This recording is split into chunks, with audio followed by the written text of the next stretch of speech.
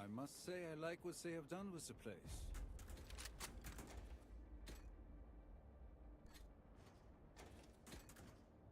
Go, go, go! Go, go, go!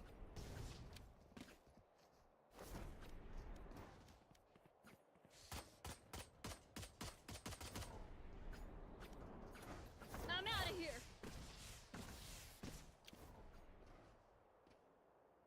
Gotta go!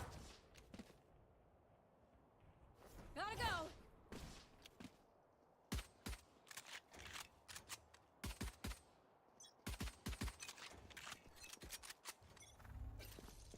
I'm out of here! Can't use it. I'll find you. Enemy A. Smoke's down. Enemy A. Goodbye. Bring them down. Out of charges. This way. Reloading. 60 que yo.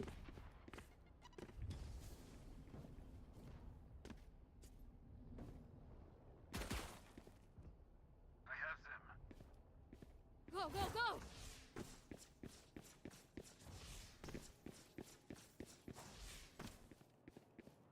Go, go, go!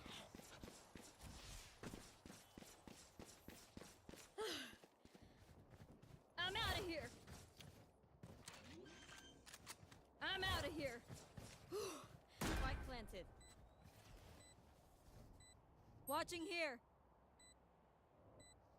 Careful there. Enemy B. Reloading.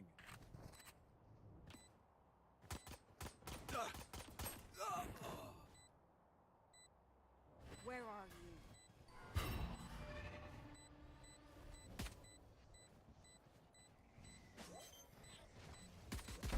Go away! Last player standing. Oh, One enemy no. remaining. O tu chargé.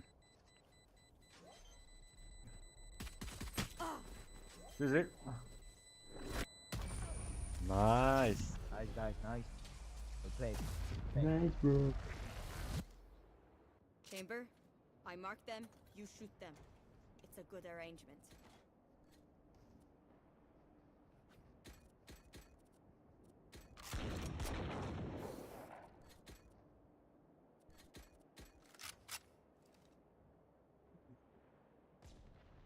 Gotta go! Let's go! Reloading.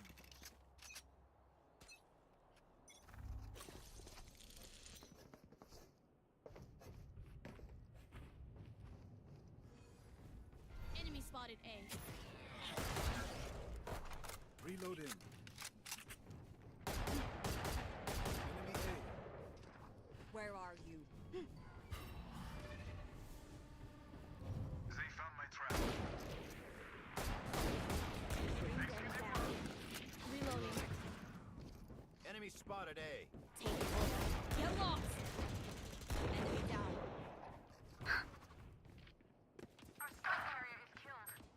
Spike Gotta go. down A. Enemy A. One enemy remaining. Got the spike. I'm out of here! Cover me, please. Cover me. Spike planted. Go, go, go! Quick break.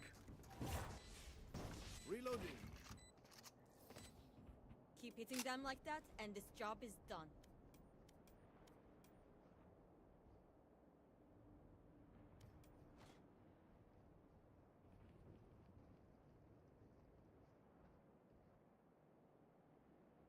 Go, go, go!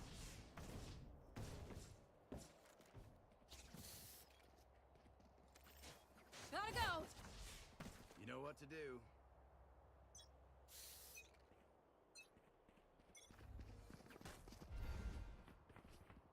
I'm out of here! Enemy spotted A. Careful, Jazzy. I'll find you. Blocking sight!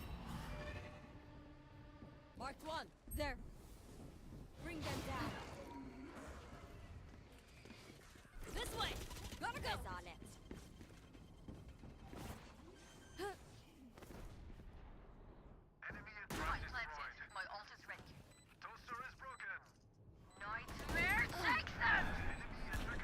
Pintunya aja.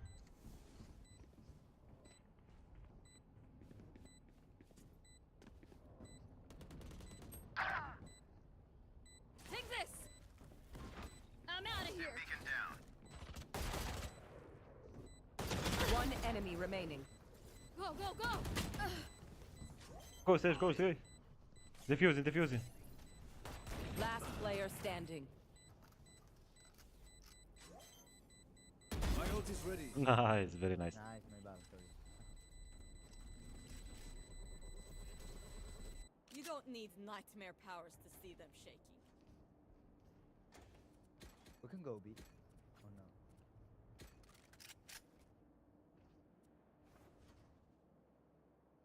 Gotta go.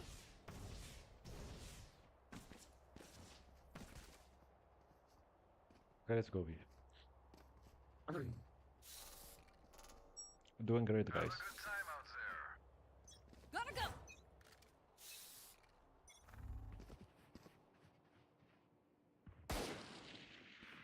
Enemy spotted B. Go, go, go. I'll find you. Coming through. I'm out of here. Down. Marked one. Reloading. Beacon down. Bring them down. Smart move. Gotta go. Lock in sight. One enemy remaining. Reloading. Spike planted.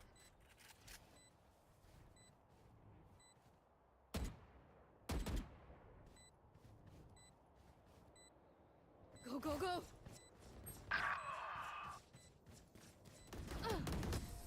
No way. I'm out of here. Their teeth will I'm chatter outta in the here. cold and dark. Go, go, go. Gotta go.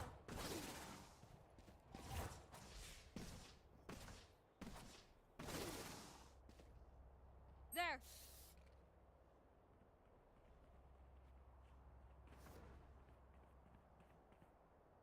They are mine. Hello, users. Hello, my friends. Hope you enjoy. I'm out of here.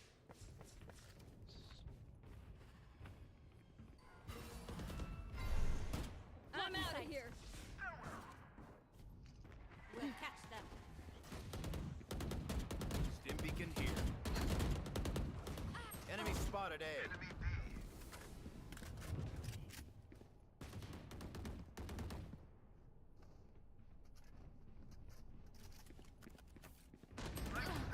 Coming through. Spike down A. Take this. Volley.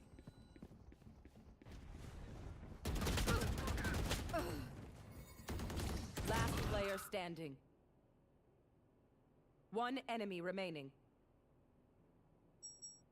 Clutch. Nice, Did champion. everyone see that? Really nice. For my molly, yes. Nice, bro. Nice shot. And we'll have the prelude cow.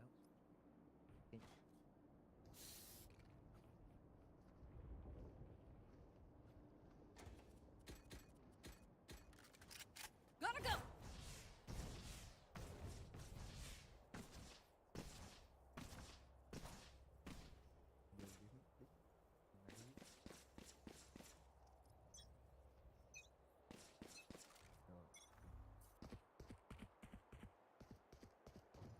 Gotta go.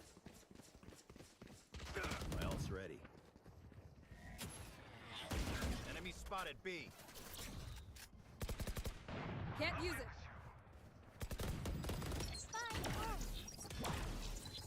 I'll find you. Go, go, go. Launching smoke. Go, go, go. Reloading. Bring them down. One enemy remaining. Stim beacon here. I'm out of here. Shortcut. Spike planted.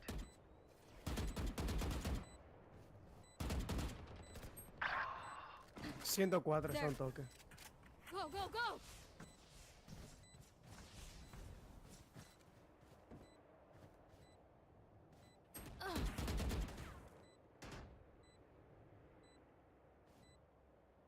Watch out.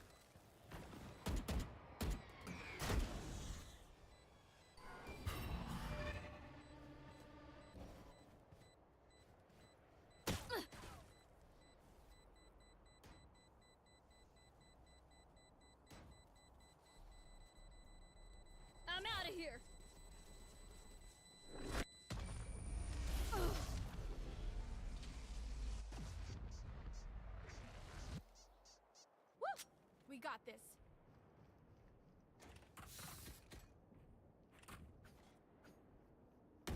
Reloading. Go, go, go. Yes. Gotta go. Vamos directo para. Vale. Yes. Gotta go. Hacemos un entry rápido con mi ulti. No, espera. Don't know what they're saying. I can't understand like you. Go, go, go. Where are you? 67 ya. Take hold. Bring them down. Stim beacon down. Bring them down.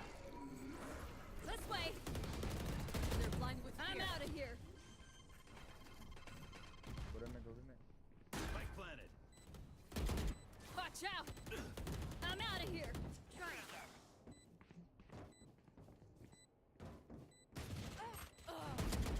One enemy remaining. Gotcha fun. My turn. One enemy remaining.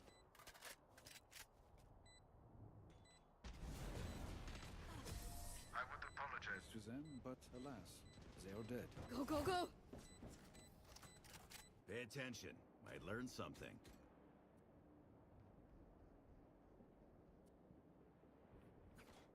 ¿Alguien quiere operator? Just Gun here. No. Hombre, si es gratis, sí. Gotta go.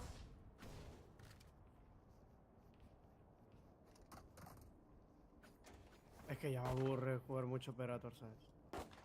Gotta go. Loading.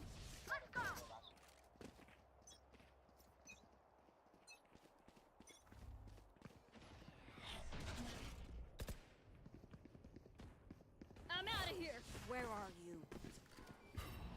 Enemy spotted A. Bring them down. Fully smoked. Enemy A. Stim beacon here.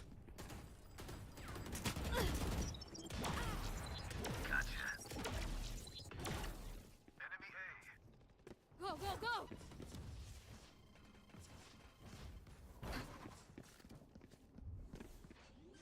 Take hold. I'm out of here. Open up the sky. Spike planted. Perdón, Chan. Take this. One enemy remaining.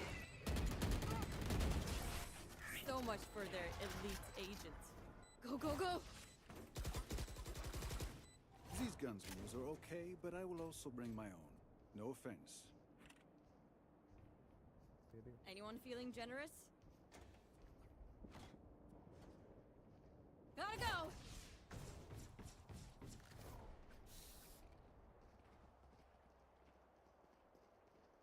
Entramos todo fuerte con la ulti de Neo.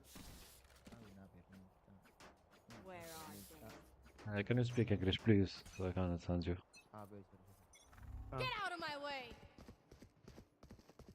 I'm out of here. Got the spike. Spike down Here we B. go. Reloading.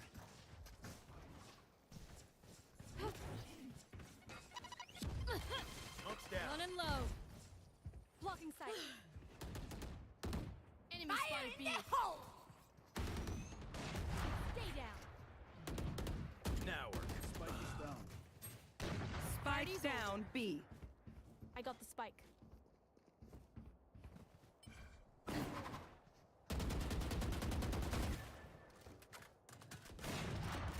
Go, go, go.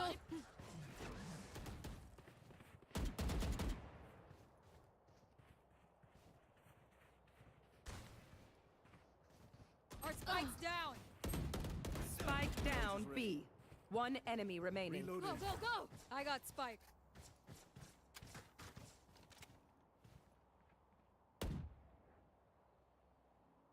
Neo, you have spike.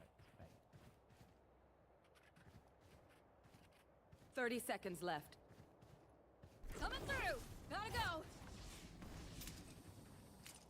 Last player standing. Spike down B. Nice, very nice.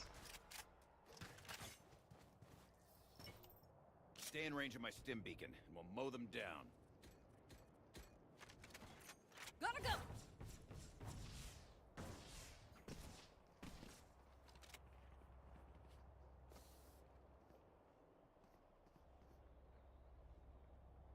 Let's go B this time. We have 2 snipers. Okay. Okay. I'm going for mid.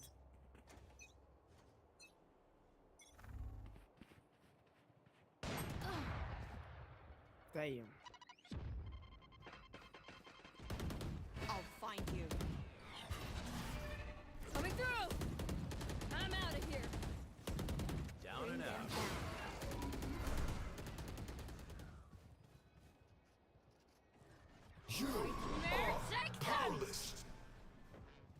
Can't use it. Goodbye. Can't use it. Behind. One enemy remaining. Oh. Planted. Careful with up. Info? Behind. There. Yeah, there. Yeah. Okay.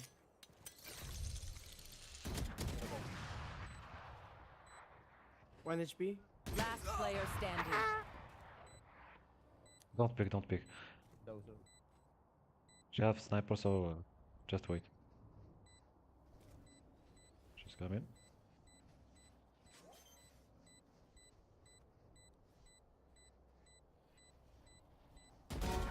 Nice, Ojalá very pegado. nice. Pick up. Gracias. These new friends of ours are not too friendly. Gotta go. ¿Alguien lo quiere? Someone wants. They are so dead. Anyone feeling generous? Gotta go. Go. Bro, porque esto es tan fácil. In we go. Aburro, debo subir más de rango.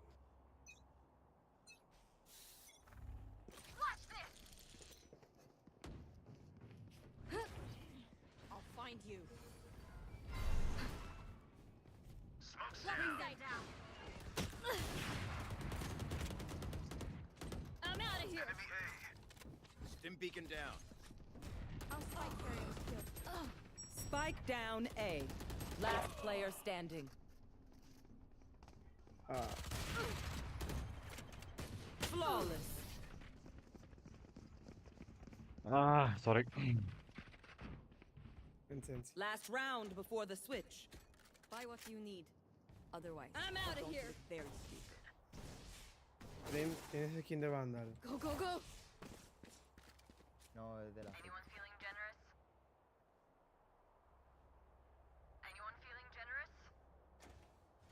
Oh.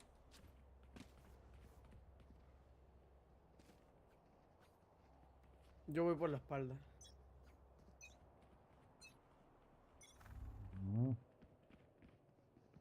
Let's go. Oh, ¿Qué, one in the mid. qué? Where are El Keio está para atrás, cuidado. Neon, Keio behind.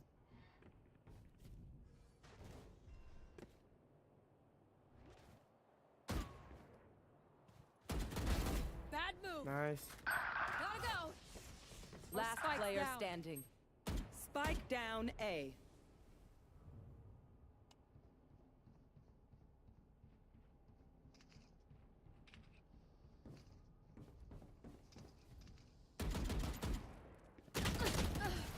Ah, Nice try, bro. No problem. Switching sides. Go. Let us see what they have planned for us this time. I will go C. I will go B. Go. I will go B. One come with me within B.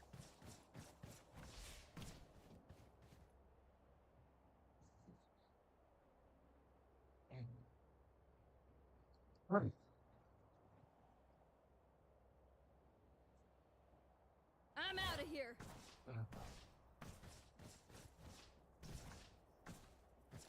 Gotta go.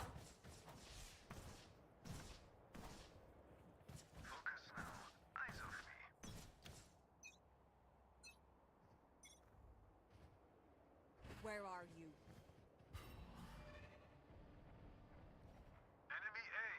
I'm out of here. Spike down A.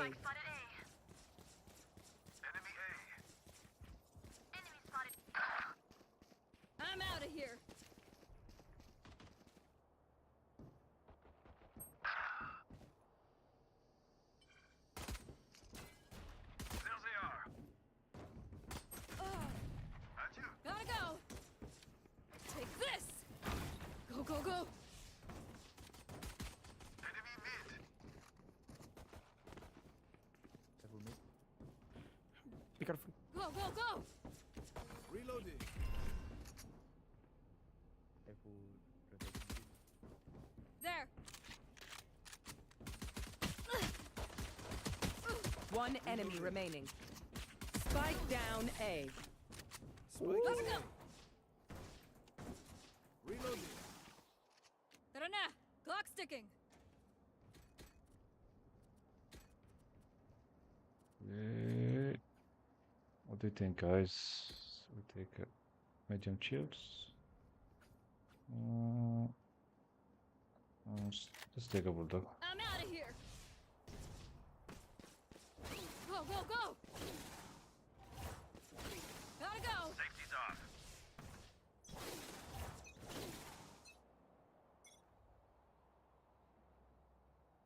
I'll find you.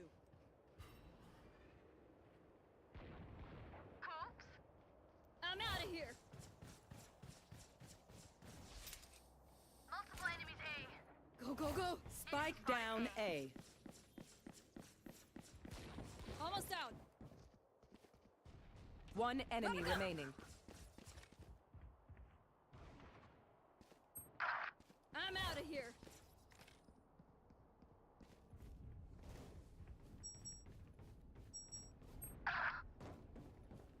Go, go, go!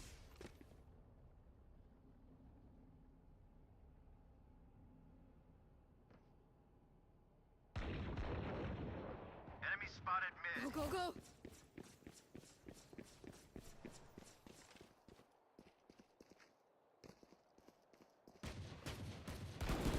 Gotta go! It's a shame you had to die, but you are not part of my future. Reloading. Match point. Let's end this.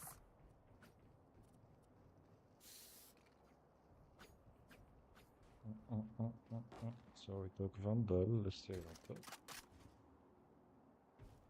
Gun here! I'm out of here! I'm out of here! Gotta go! Go, go, go! Give me a challenge, yeah.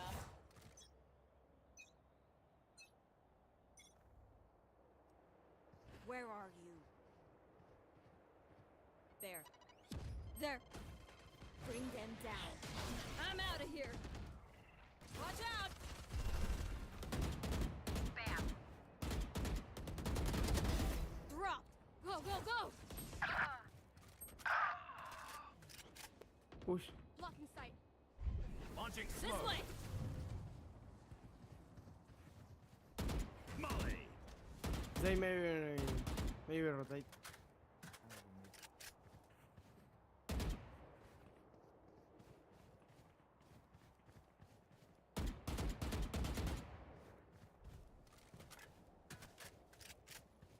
Gotta go! Han rotado. Spike planted. Stim beacon here.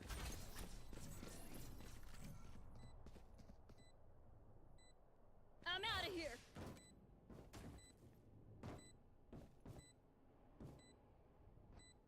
Enemy spotted A. One enemy Enemy remaining. down. Enemy spotted A. Buena. Gotta go!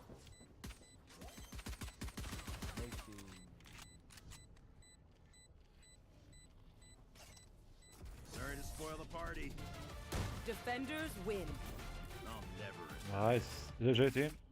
Nice. That was a nice game for a first game. Ah. Okay.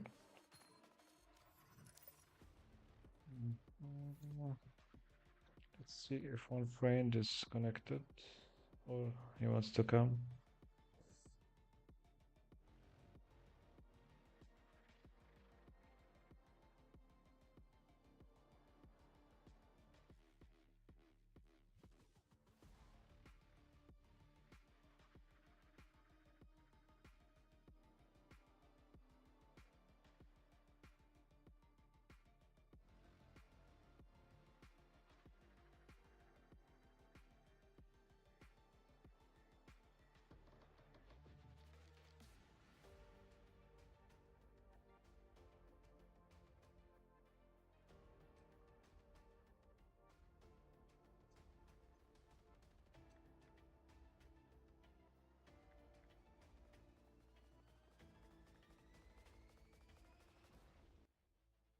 she ought to have done so. If she could not, then she ought not to have divided it. And if the partition which she had made with the Venetians and Lombardy was justified by the excuse that by it she got a foothold in Italy, this other partition merited blame, for it had not the excuse of that necessity. Therefore Louis made these 5 errors. He destroyed the minor powers. He increased the strength of one of the greater powers in Italy. He brought in a foreign power. He did not settle in the country. He did not send colonies. Which errors, had he lived, were not enough to injure him, had he not made a 6th, by taking away the dominions from the Venetians. Because, had he not aggrandized the church, nor brought Spain into Italy, it would have been very reasonable and necessary to humble them. But having first taken these steps, he ought never have consented to their ruin, for they, being powerful, would always have kept off others from designs on Lombardy, to which the Venetians would never have consented, except to become the masters themselves there. Also because the others would not wish to take Lombardy from France in order to give it to the Venetians, and to run counter to both, they would not have had the courage. And if anyone should say, King Louis yielded the Romagna to Alexander and the kingdom of Spain to avoid war, I answer for the reasons given above that a blunder ought never to be perpetrated to avoid war, because it is not to be avoided, but is only deferred to your disadvantage. And if another should allege the pledge which the king had given the Pope that he would assist him in the enterprise, in exchange for the dissolution of his marriage and for the cap to Rouen, to that I reply what I shall write later on, concerning the faith of princes and how it ought to be kept. Thus King Louis lost Lombardy, by not having followed any of the conditions observed by those who have taken possession of countries and wished to retain them. Nor is there any miracle in this, but much that is reasonable and quite natural. And on these matters I spoke at Nantes with Rouen, and when Valentino, as Cesare Borgia, the son of the Pope Alexander, was usually called, occupied the Romagna, and on Cardinal Rouen, observing to me that the Italians did not understand war, I replied to him that the French did not understand statecraft, meaning that otherwise they would not have allowed the Church to reach such greatness. And in fact it had been seen that the greatness of the Church and of Spain in Italy had been caused by France, and her ruin may be attributed to them. From this, a general rule is drawn, which never or rarely fails, that he who is the cause of another becoming powerful is ruined, because that predominancy has been brought about either by astuteness or else by force, and both are distrusted by him who has been raised to power. Chapter 4. Why the kingdom of Darius, conquered by Alexander, did not rebel against the successors of Alexander at his death. Considering the difficulties which men have to hold on to a newly acquired state, one might wonder how, seeing that Alexander the Great became master of Asia in a few years, and died whilst it was scarcely settled, whence it might appear reasonable that the whole empire would have rebelled, nevertheless his successors maintained themselves, and had to meet no other difficulty than which arose amongst themselves, from their own ambitions. I answer that the principalities of which one has record are found to be governed in 2 ways, either by a prince with a body of servants who assist him to govern the kingdom as ministers by his favour and permission, or by a prince and barons, who hold that dignity by antiquity of blood, and not by the grace of the prince. Such barons have states in their own subjects, who recognise them as lords and hold them in natural affection. Those states that are governed by a prince and his servants hold their prince in more consideration, because in all the country there is no one who is recognised as superior to him, and yet if they yield obedience to another, they do it as to a minister and an official, and they do not bear him any particular affection. Examples of these 2 governments in our time are the Turk and the King of France. The entire monarchy of the Turk is governed by one lord, but the others are his servants, and dividing his kingdom into sanjaks, he sends there different administrators, and shifts and changes them as he chooses.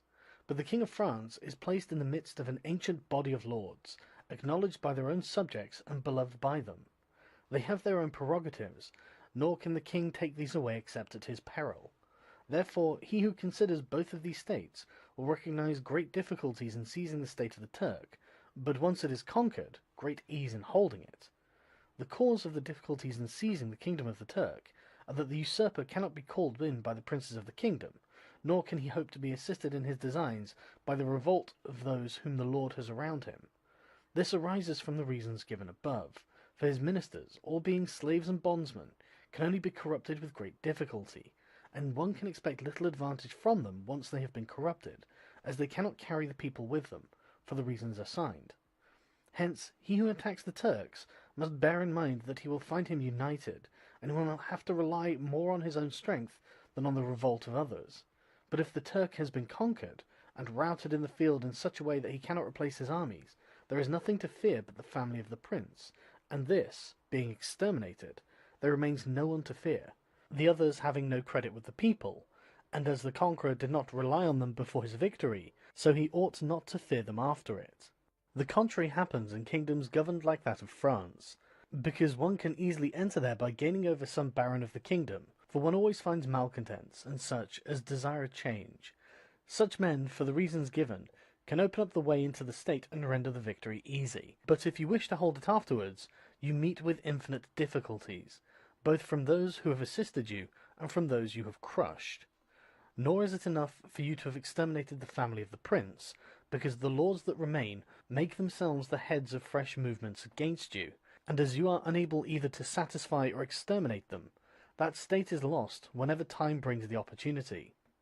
Now if you will consider what is the nature of the government of Darius, you will find it similar to the kingdom of the Turk, and therefore it was only necessary for Alexander first to overthrow him in the field, and then to take the country from him, after which victory, Darius being killed, the state remained secure to Alexander for the above reasons, and if his successors had been united, they would have enjoyed it securely and at their ease, for there were no tumults raised in the kingdom except those they provoked themselves.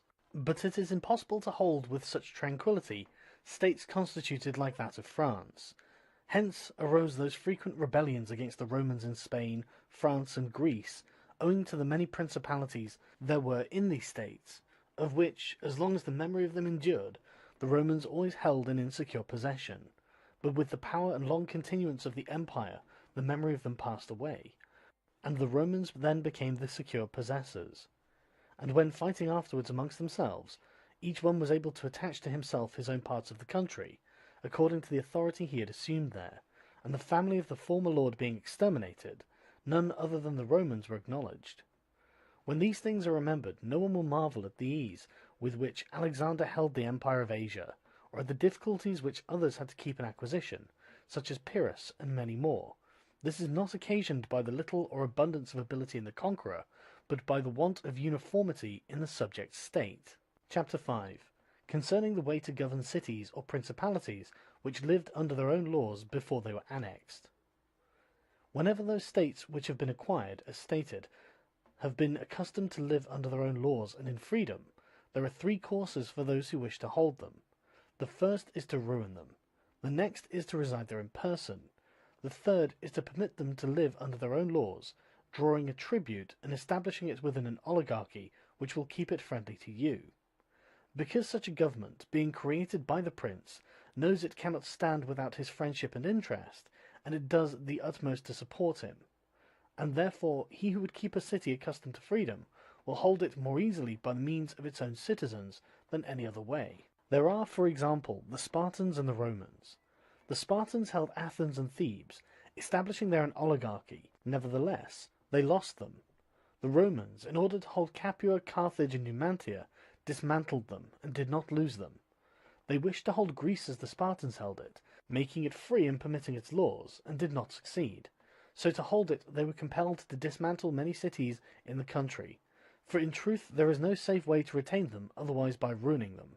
And he who becomes master of a city accustomed to freedom and does not destroy it, may expect to be destroyed by it. For in rebellion it has always the watchword of liberty, and its ancient privileges as a rallying point, which neither time nor benefits will ever cause it to forget.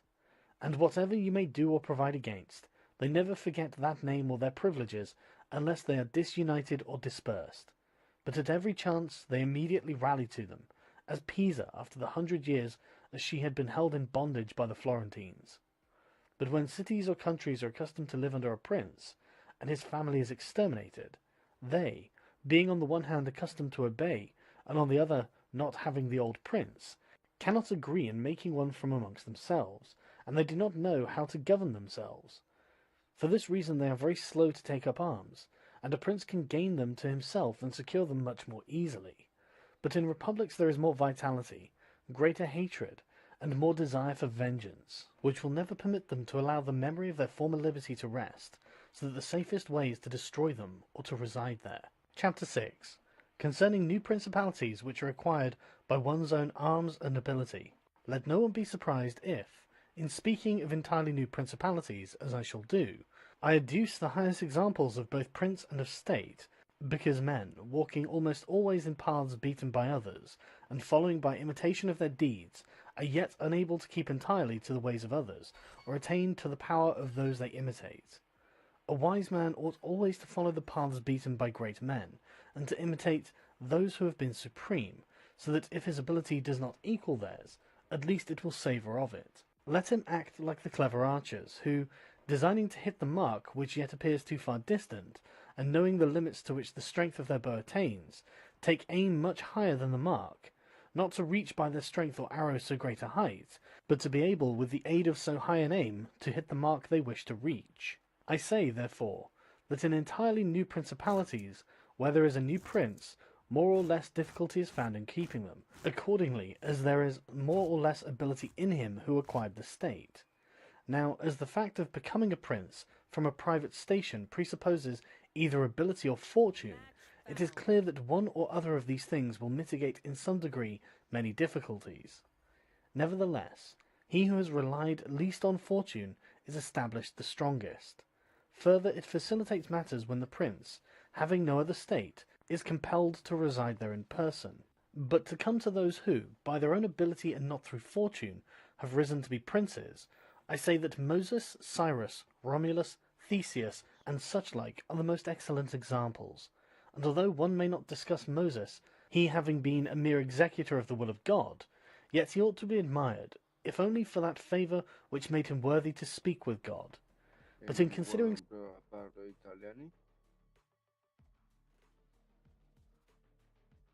No, I speak English, if you can. Of course. That's great. Anyone Italian too?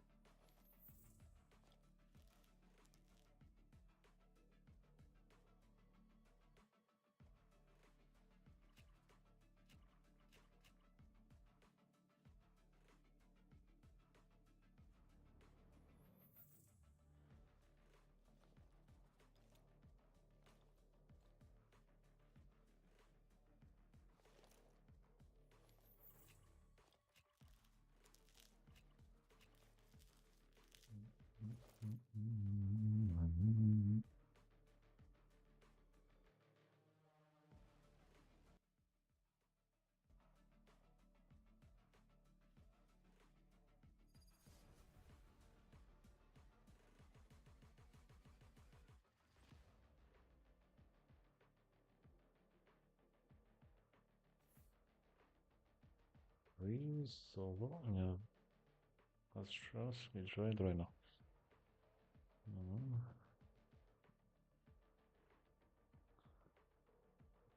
I hope it's gonna be a good match. That's my double, yeah? I got her. Italian, no? So English? Yeah, English. English, bit English. Yes, English. I'm out of here. I think you spike up, no. Alright, yeah. For you, my friend. Go, go, go! Gotta go!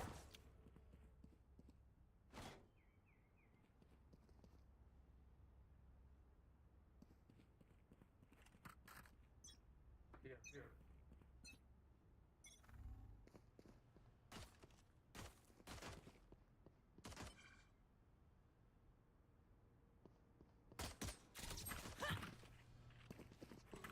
Still inside.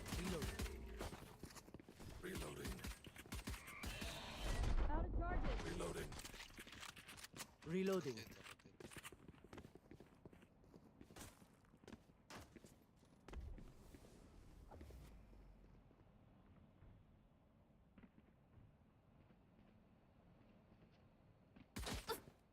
Go, go, go! I'm out of here. This way.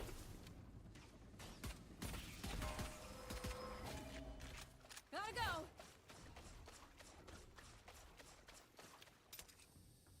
I'm out of here. Go, go, go. Spike planted.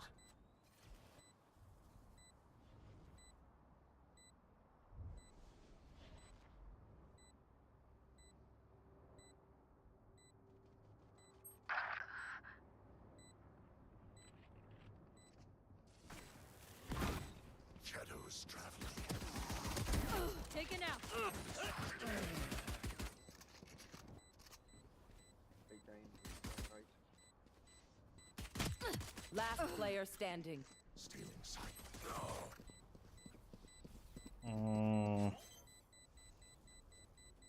Nice try. A.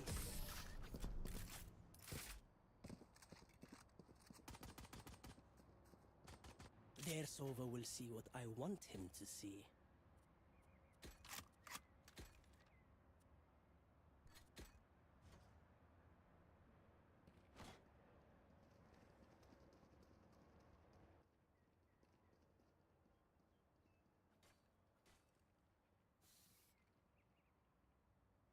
I'm out of here.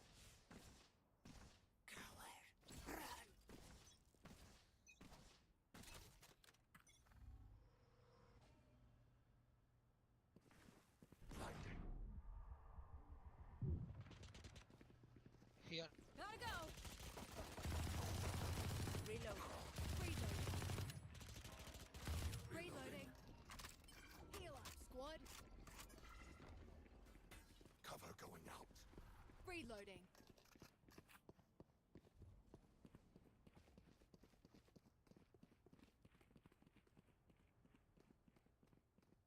Enemy and attacker spawn. Hawk out. Go, go, go.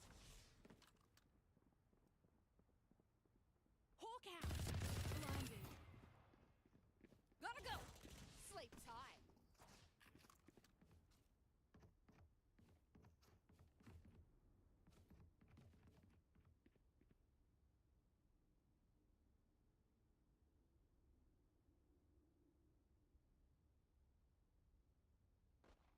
Piss off. 30 seconds left. Go, go, go. One enemy remaining. Spike down A. Plant, plant. I have the spike. Spike planted. My ultimate is ready. I'm out of here. It ends for now. They couldn't kill us. Now they're dead.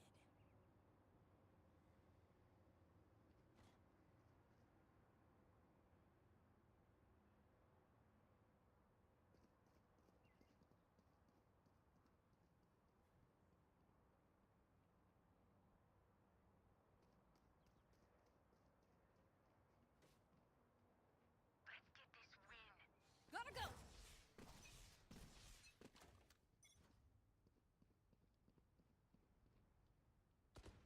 Gotta go. Enemy spotted B.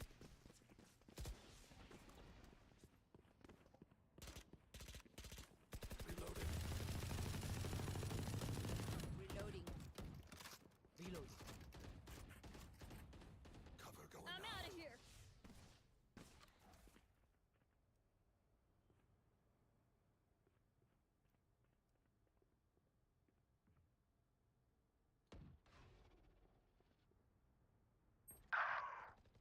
Mid, mid. One less. Come on, mid. Reloading.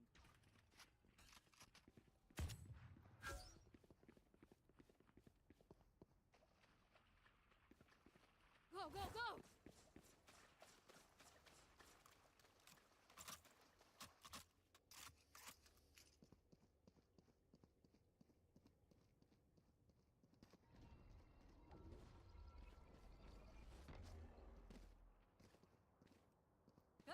seconds left.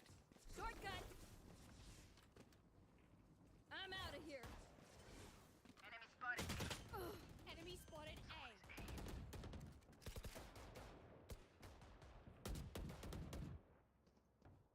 Enough. Carrier is killed. Spike down A. 10 seconds left. Last player standing.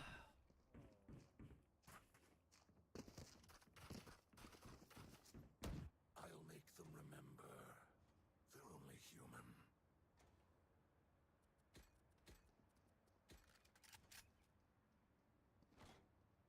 Gotta go.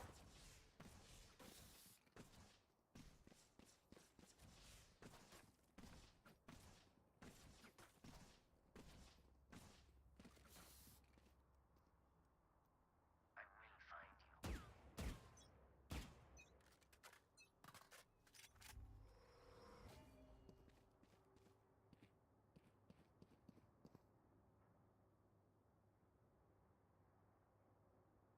Shadows traveling. Cutting their vision. Go, go, go. Shadows traveling. Enemy I'm out of here. We're good. Time to hunt. I got spotted. Spike down A. Enemy spotted. Out of turn. Watch out. One dead. Here. Here.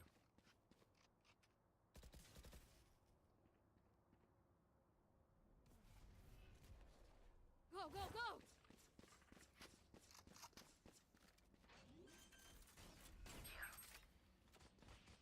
Spike planted.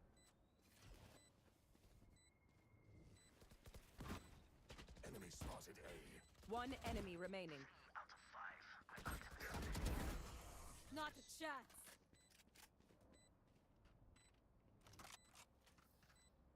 Now remember, wipe the prints from your guns. It's just good crime scene etiquette.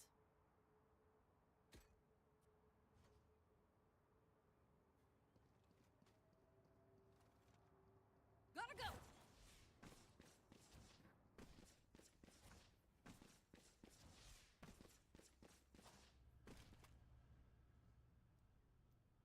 I will rip the light from them.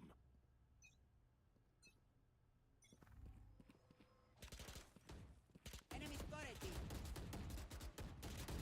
Stealing sight. Reloading.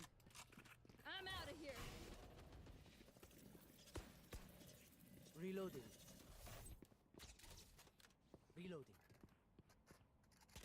Cover going out. Reloading. Shadows traveling. Reloading. Time to hunt. Scout destroyed. Spike down B.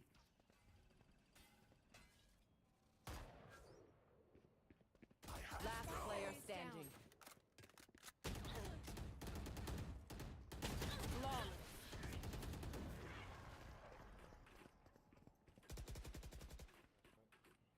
Strike at their weak points. If one link breaks, the rest I'm will out of here. follow. There. Let's go from mid, then rotate to A. Go, go, go. Don't go wait. Wait. There. For me to... Omen smoke. There. Where? Okay. ¿Dónde? get ¿Dónde set up. quieres que smoke? No sé, tío. Yo qué sé. Por decir algo, no por otra cosa. Espera, espera, me espero, me espero.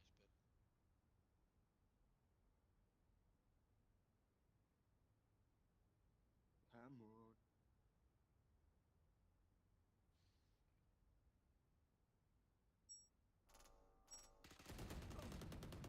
Put down.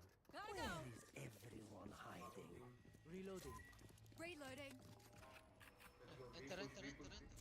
Go, go, go. Cover going out. Shortcut.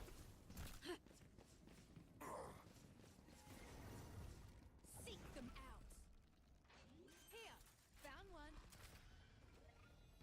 Spike planted. Cover going out.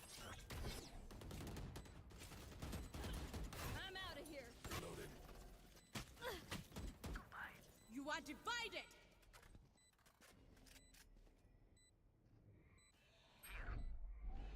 Take this! Last player standing.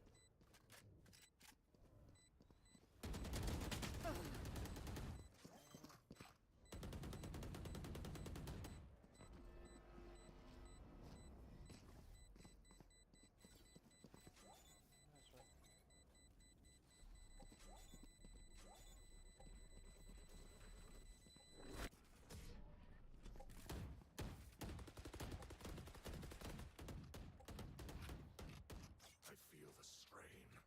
Block it out, Omen.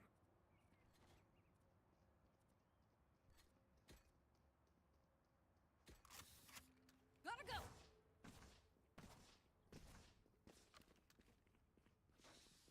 Gotta go! Aquí está la reina siempre. Esperemos unos segundos a que salga. Si matamos a la reina, ganamos la ronda. Esperemos a que salga. Saben que estamos aquí todo el rato.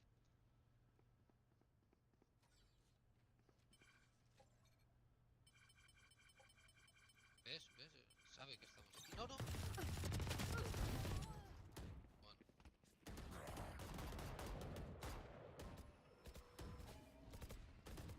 Taken out. Healing over here. I'm out of here.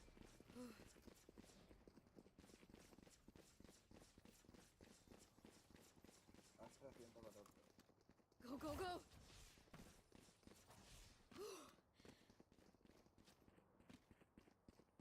Go, go, go! Shadows traveling. Coming through! Cover going out. I'm out of here.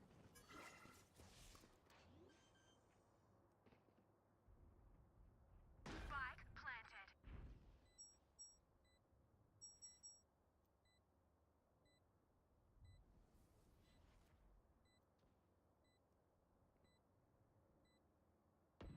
One enemy Gotta go. remaining.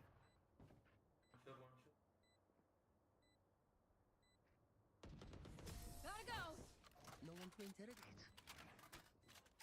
Gotta go! The enemy only looks composed. Reloading. But still a different story.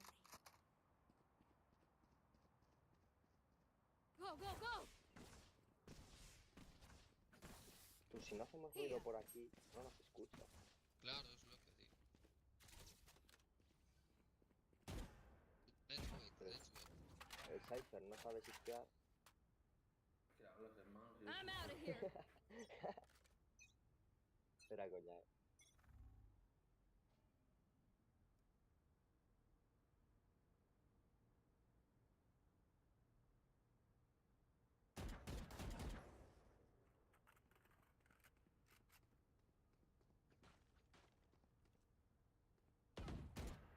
Go, go, Enemy go! spotted B. Watch out! There. Spike down B. I have the spike. On my wire. Hawk out!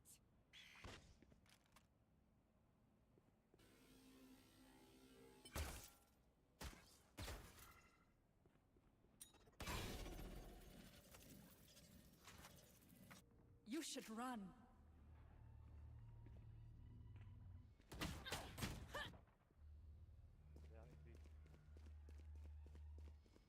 3 en B. Irá, irá. 30 seconds left.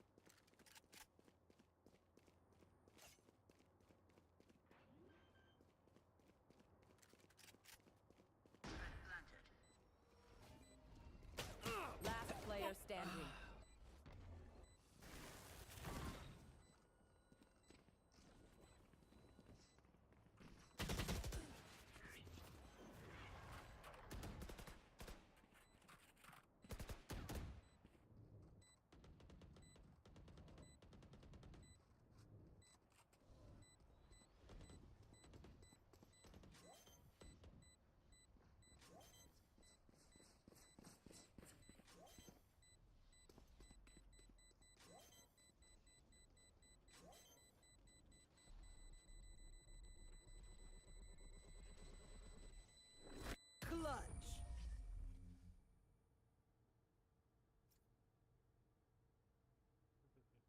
I find them. I kill them. Simple as that. Que pierdan por retrasados.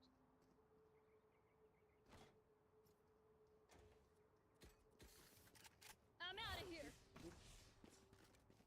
Shift. I'm out of here. I am everywhere.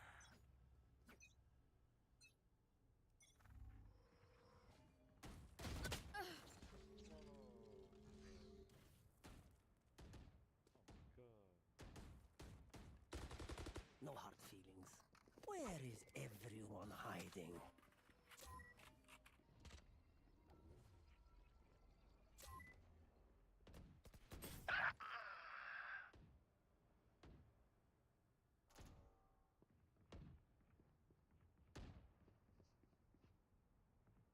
Cutting their vision. Time to hunt. Enemy spotted. Got him. Hit. Pathetic.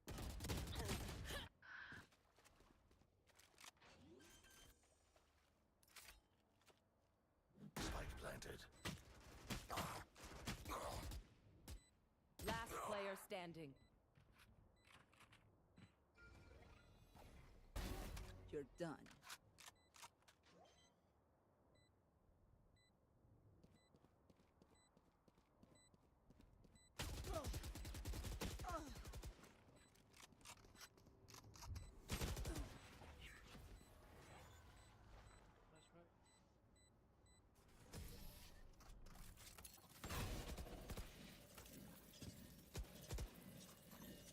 Remember, bullets hurt.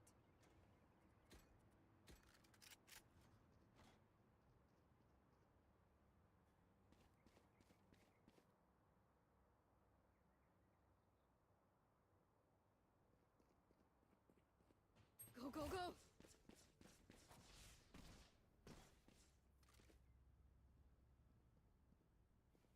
For you, hermanita. Vamos a cambiarlo. Hawk out!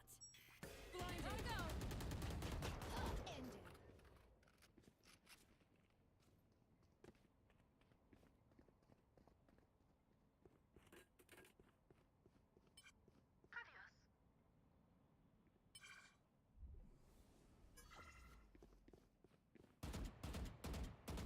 Reloading. Gotta go! Enemy spotted me. Hawk out! Blinded! Reloading. Coming through! Cutting their Go, vision. go, You want go. to fight it? Nice try. Reloading. Plant the spike. I'm out of here. Enemy spotted B. One enemy remaining.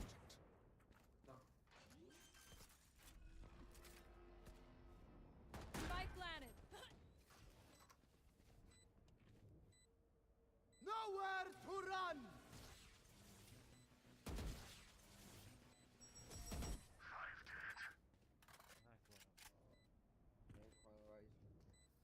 Nice. I survived obliteration. I will survive them. I'm out of here. There. Go, go, go.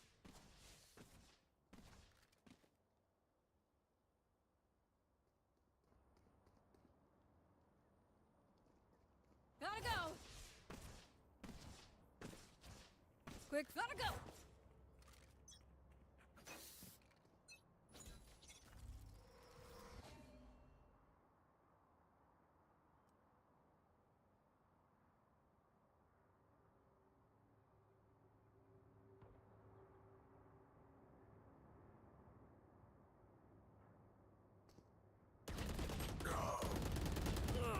Reloading.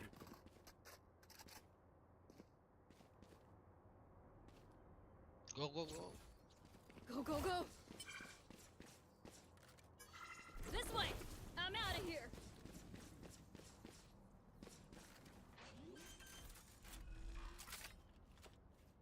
Spike planted.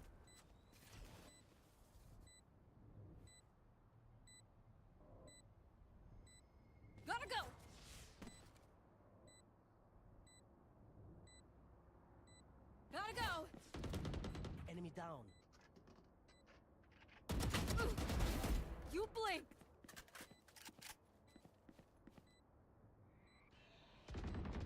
Someone is A.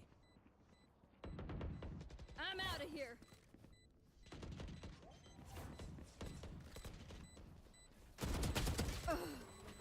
Here's damage. Push. One enemy remaining. My ultra. Nice.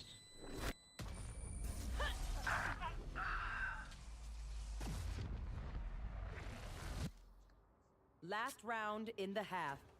Don't be cheap. I Spend need it all this. before it's gone. My thanks.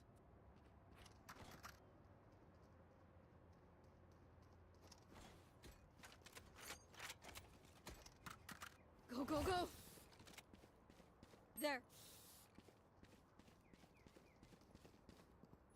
There. Here. Go A.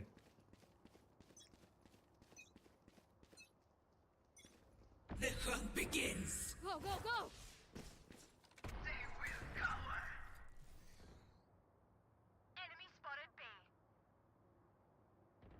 Buried. My ult's ready. Shadows traveling. Shadows traveling. Gotta go. My ultimate is ready. Here. This way. I'm out of here. Where is everyone hiding? Reloading. One enemy remaining. Spike planted. Go, go, go. Here.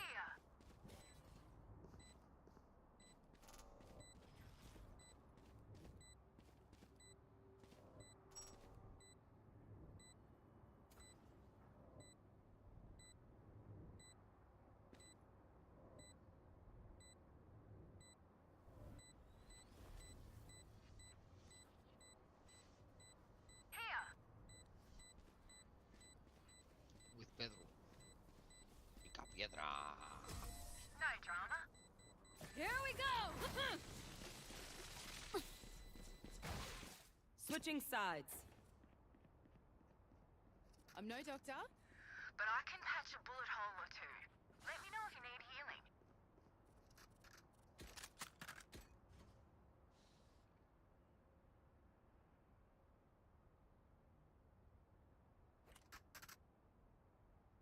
Go, go, go.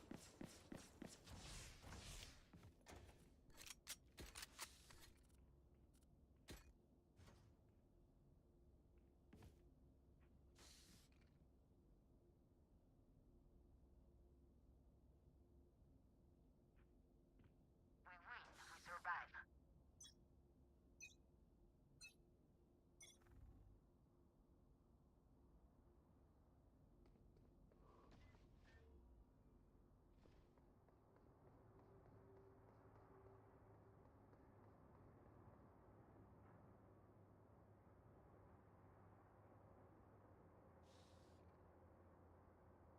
Wow, my eyes are dumb. Here. Found you. They found I'm my out of wife. here. Spike down B. Gotta go. Time to hunt. Could be rotating. Stealing sight. Gotta go.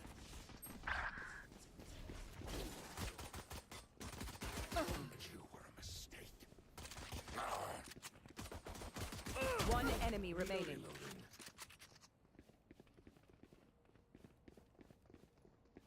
Speak ahead of There. Ow. Go, go, go. Reloading. Wonderful. It's great to see how frightened they are.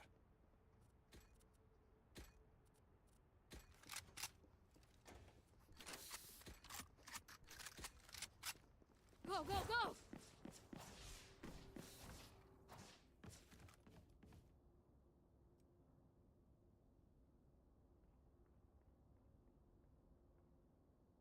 Give them no ground.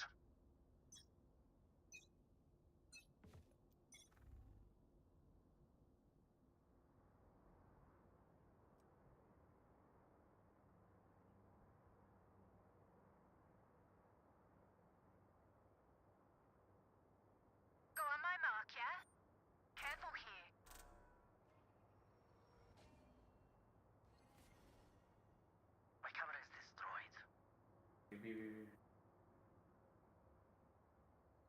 Found you. Buried. One down.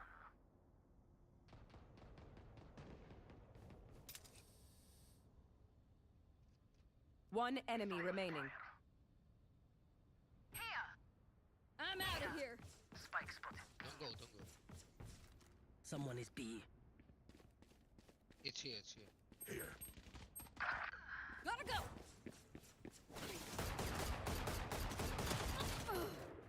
His damage. Go, push his damage.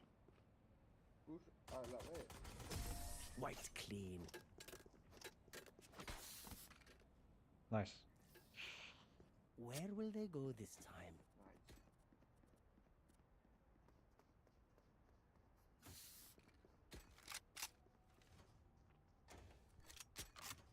I'm out of here.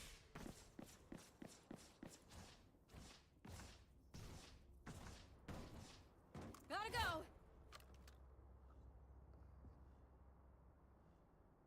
I'll show them. Lintik kayo.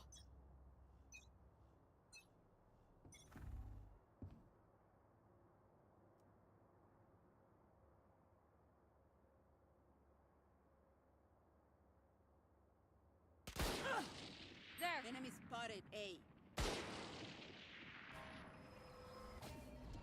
Still in sight.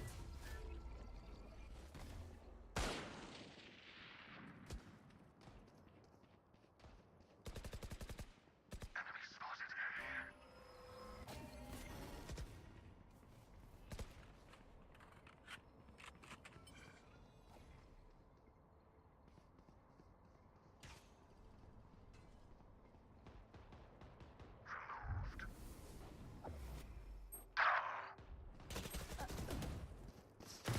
Spike down A. Spike spotted A.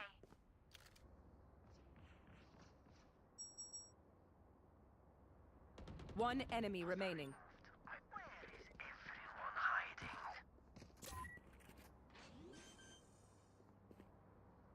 30 Te seconds está left. dando la vuelta, Pedro. Nice. Very nice. Yo se la doy a él, Marín, se la doy yo a él. Esa es. Esa es. Reload. My advice: don't get shot. Díselo, niño, díselo, Pedro. Vamos, coño. Vamos, vamos, ese equipo. Vamos a la playa. Vamos para la playa. Go, go, go. There.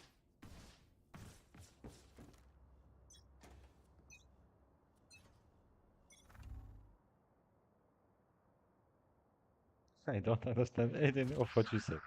Enemy spotted A. Here.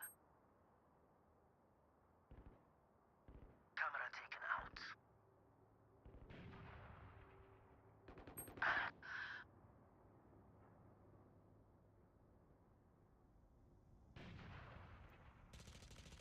Enemy spotted A. Oh. Go careful now.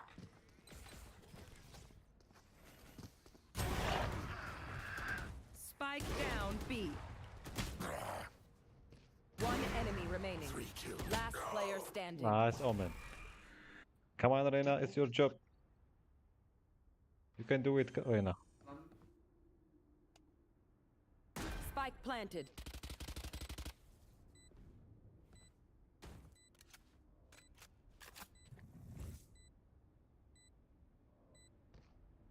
Still in sight.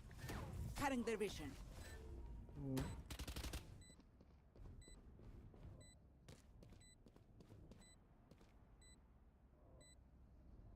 My ult ready. Nice. GG. GG team. Well played.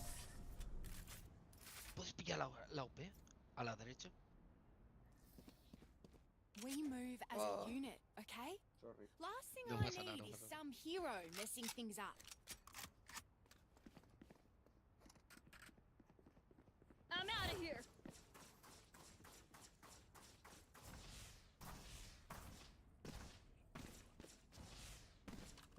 que cubra Heaven. Yo cubro, yo cubro. Break's over.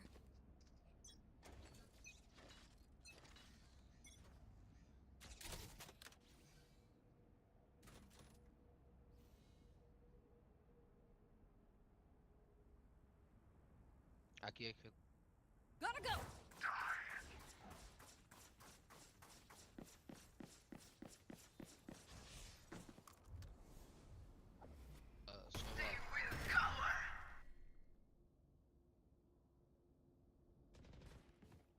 Enemy spotted A. See nothing. Spike down A. Spike is A. Enemy spotted A. Watch out. Coming through. Hey, behind. Enemy spotted A. Behind the Heaven.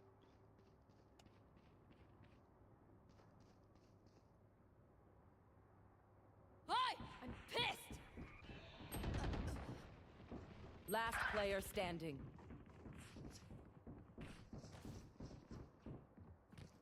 Thirty seconds left. No more. Nice try. Please stay alive. I hate making new friends. Go, go, go!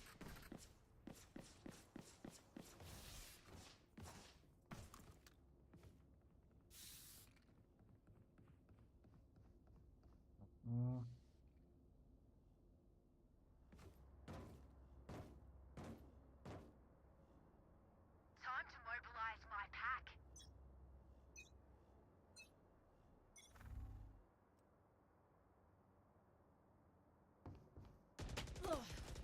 Many enemies. Use your powers. Nowhere to run. Bye-bye. My ult's ready. Hawk out. Blinded.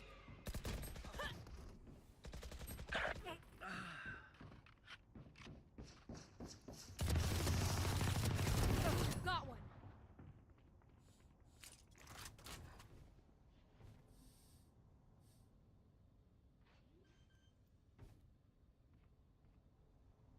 Spike planted. Last player standing.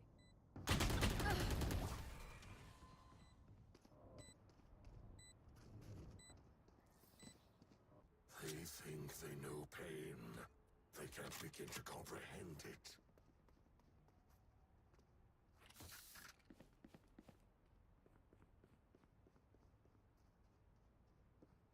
Come on, guys. Only two rounds and we win this match. Yeah. Let's go. Let's go. I'm out of here.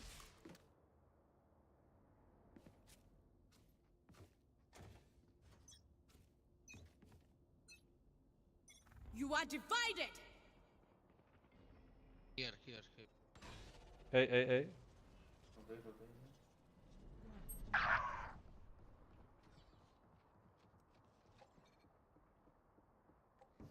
Spike planted. Oh.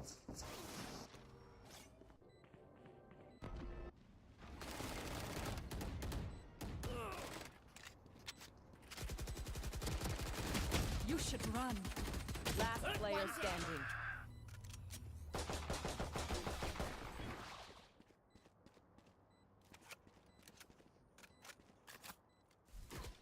Hawk out. Blinded.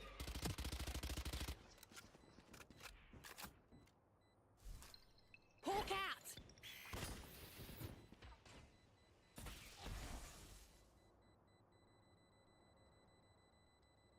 Save, save, save, save, save, save. My ult's ready.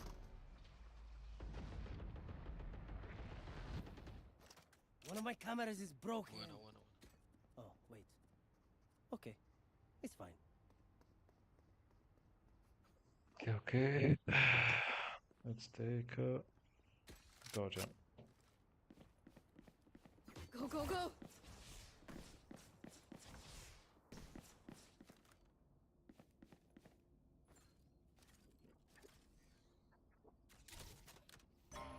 It's too hard today. Here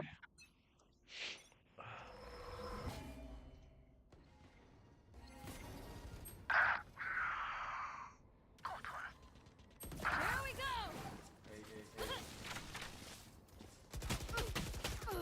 Oh no. Seek them Spike planted.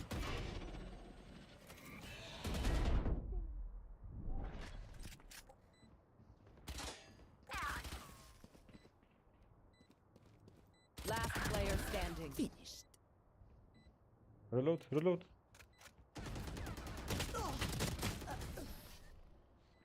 Oh, nice tag. My burden never ends.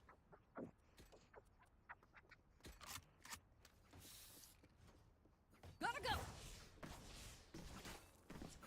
I'm out of here.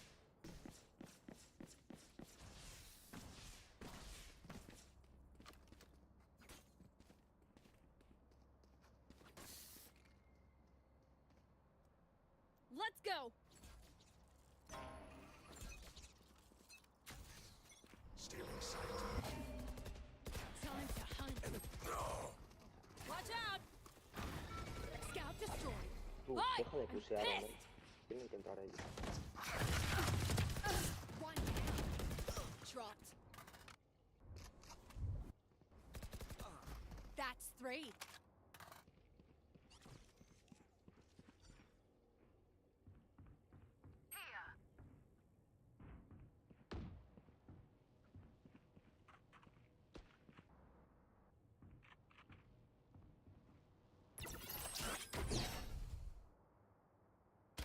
One enemy remaining. Nice.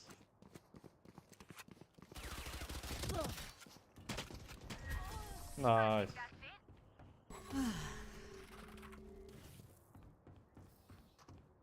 Match point. Let's end their misery. Vamos, hostia, una más, una más. I'm out of here. 2B. Tanto que tape, ¿no?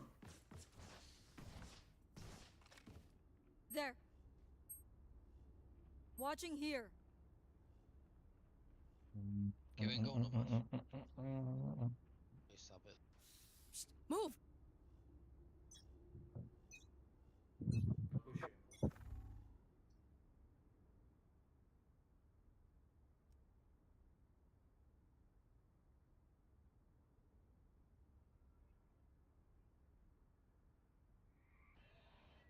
Esa fijo, Heaven. They found my wire. Gotta go. Enough. My ult's ready. Seek them out. Found one. Spike planted. Ended. This way. Go, go, go. Enter, One enemy remaining. That's 3. One defuse. Heaven. Ha bajado. A la derecha. Pusad a la vez, pusad a la vez. Raid Bueno, landing. chavales, GG. Los mejores. GG, very nice. Spike's dead. You're welcome. Best. Defenders win.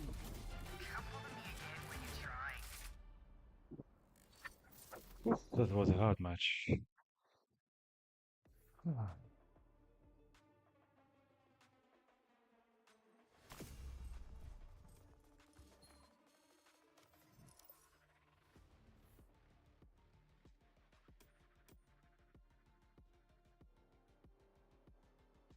Cyrus and the others who have acquired or founded kingdoms, all will be found admirable, and if their particular deeds and conduct shall be considered, they will not be found inferior to those of Moses, although he had so great a preceptor. And in examining their actions and lives, one cannot see that they owed anything to fortune beyond opportunity, which brought them the material to mould into the form which seemed best to them. Without that opportunity their powers of mind would have been extinguished, and without those powers the opportunity would have come in vain. It was necessary therefore to Moses that he should find the people of Israel in Egypt enslaved and oppressed by the Egyptians, in order that they should be disposed to follow him, so as to be delivered out of bondage. It was necessary that Romulus should not remain in Alba, and that he should be abandoned at his birth, in order that he should become the king of Rome and founder of the fatherland. It was necessary that Cyrus should find the Persians discontented with the government of the Medes, and the Medes soft and effeminate through their long peace. Theseus could not have shown his ability had he not found the Athenians dispersed. These opportunities, therefore, made those men fortunate, and their high ability enabled them to recognize the opportunity whereby their country was ennobled and made famous. Those who by valorous ways become princes, like these men, acquire a principality with difficulty, but they keep it with ease. These difficulties they have in acquiring it rise in part from the new rules and methods which they are forced to introduce to establish their government and its security. And it ought to be remembered that there is nothing more difficult to take in hand, more perilous to conduct, or more uncertain in its success than to take the lead in the introduction of a new order of things, because the innovator has for enemies all those who have done well under the old conditions, and lukewarm defenders in those who may do well under the new. This coolness arises partly from the fear of the opponents, who have the laws on their side, and partly from the incredulity of men, who do not readily believe in new things until they have long experience of them. Thus it happens that whenever those who are hostile have the opportunity to attack, they do it like partisans, whilst the others defend lukewarmly, in such wise that the prince is endangered along with them.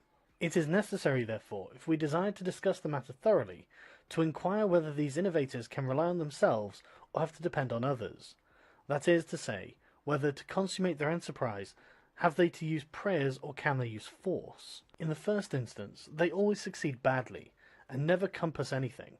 But when they can rely on themselves and use force, then they are rarely endangered. Hence it is that all armed prophets have conquered, and the unarmed ones have been destroyed. Besides the reasons mentioned, the nature of the people is variable, and whilst it is easy to persuade them, it is difficult to fix them in that persuasion, and thus it is necessary to take such measures that, when they believe no longer, it may be possible to make them believe by force. If Moses, Cyrus, Theseus, and Romulus had been unarmed, they could not have enforced their constitutions for so long, as happened in our time to Fra Girolamo Savonarola, who was ruined with his new order of things immediately the multitude believed in him no longer, and he had no means of keeping steadfast those who believed or of making the unbelievers to believe. Therefore, such as these have great difficulties in consummating their enterprise, for all their dangers are yet in the ascent, yet with ability they will overcome them. But when these are overcome, and those who envied them their success are exterminated, they will begin to be respected, and they will continue afterwards powerful, secure, honoured, and happy. To these great examples I wish to add a lesser one. It still bears some resemblance to them, and I wish it to suffice me for all of a like kind. It is Hiero the Syracusan. This man rose from a private station to be the Prince of Syracuse, nor did he, either, owe anything to fortune but to opportunity, for the Syracusans, being oppressed, chose him for their captain. Afterwards he was rewarded by being made their prince. He was of so great ability, even as a private citizen, that one who writes of him says he wanted nothing but a kingdom to be a king. This man abolished the old soldiery, organized the new, gave up old alliances and made new ones, and as he had his own soldiers and allies, on such foundations he was able to build any edifice. Thus, while he had endured much trouble in acquiring, he had but little in keeping. Chapter 7. Concerning new principalities which are acquired by either the arms of others or by good fortune. Those who solely by good fortune become princes from being private citizens have little trouble in rising, but much trouble in keeping atop. They have not any difficulties on the way up, because they fly, but they have many when they reach the summit. Such are those whom some state is either given for money or by the favour of him who bestows it, as happened to many in Greece, in the cities of Ionia and of the Hellespont, where the princes were made by Darius, in order that they might hold the cities both for his security and his glory, as also were those emperors who, by the corruption of the soldiers, from being citizens came to empire. Such stand simply elevated upon the goodwill and fortune of him who has elevated them, two most inconstant and unstable things. Neither have they the knowledge requisite for the position, because unless they are men of great worth and ability, it is not reasonable to expect that they should know how to command, having always lived in private condition. Besides, they cannot hold it, because they have not the forces which they can keep friendly and faithful. States that rise unexpectedly then, like all other things in nature, which are born and grow rapidly, cannot leave their foundations and correspondences fixed in such a way that the first storm will not overthrow them, unless, as is said, those who unexpectedly become princes are men of so much ability that they know they have to be prepared at once to hold that which fortune has thrown into their laps, and that those foundations which others have laid before they became princes, they must lay afterwards.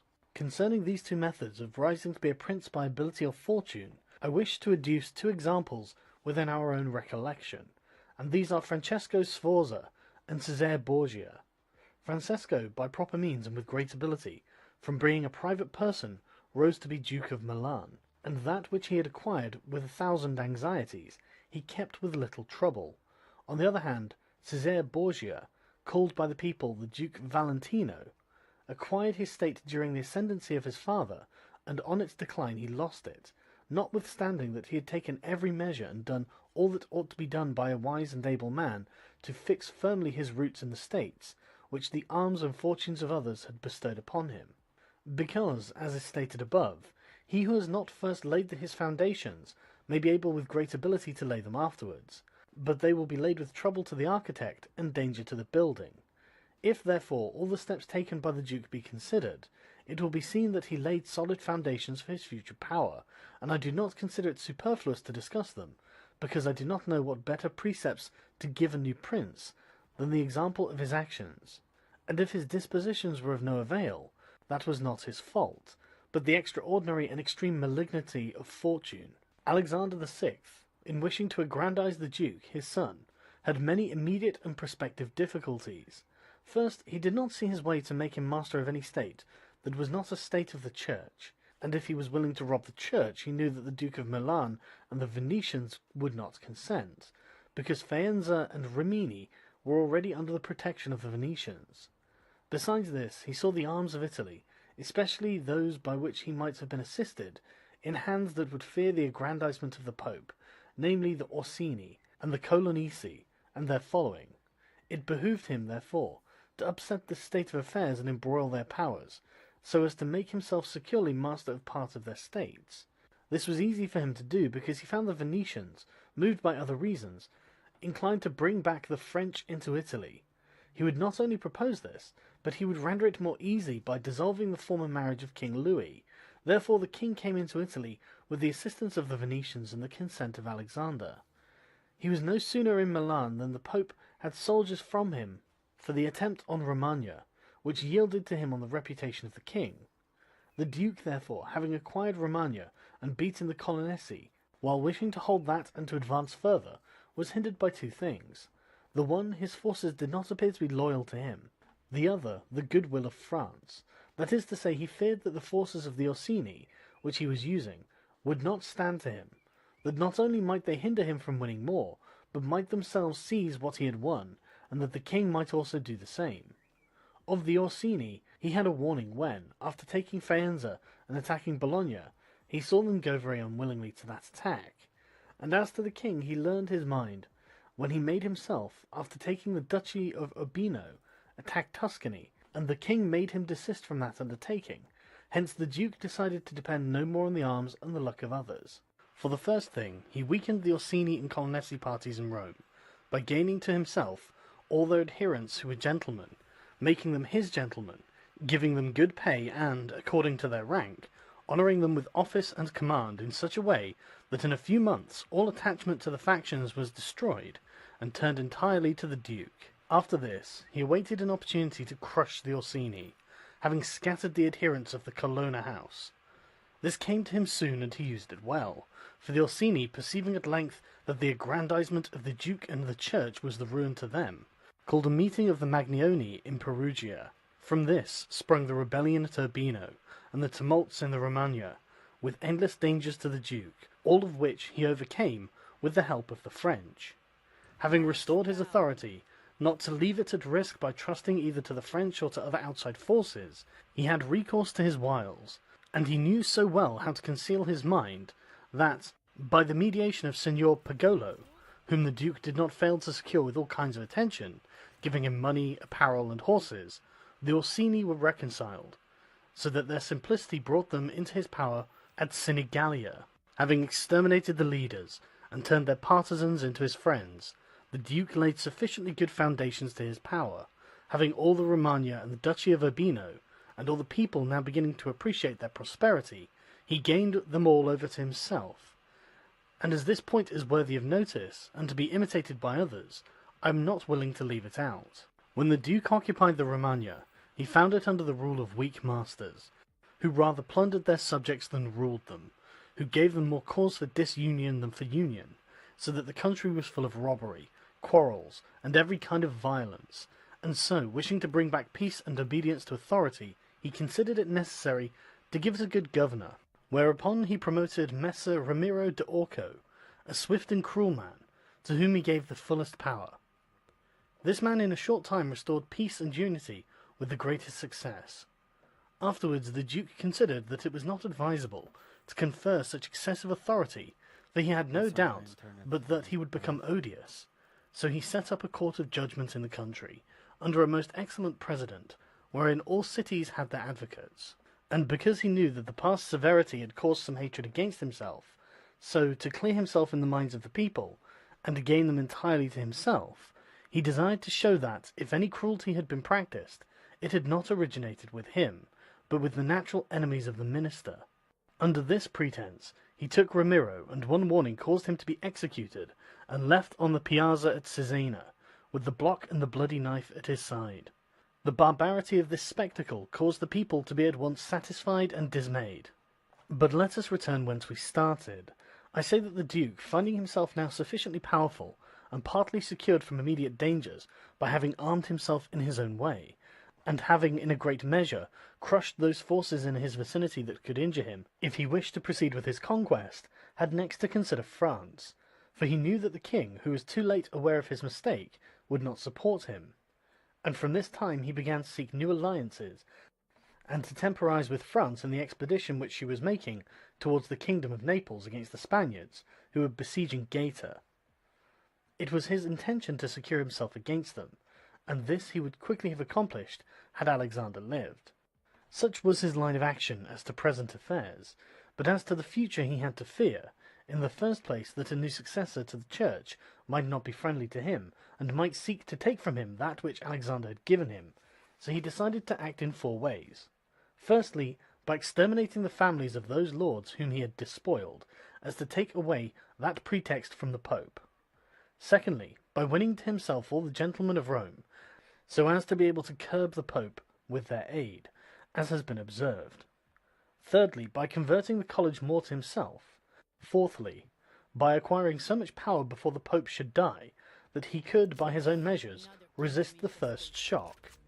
Of these 4 things at the death of Alexander, he had accomplished 3, for he had killed as many of the dispossessed lords as he could lay his hands on, and few had escaped.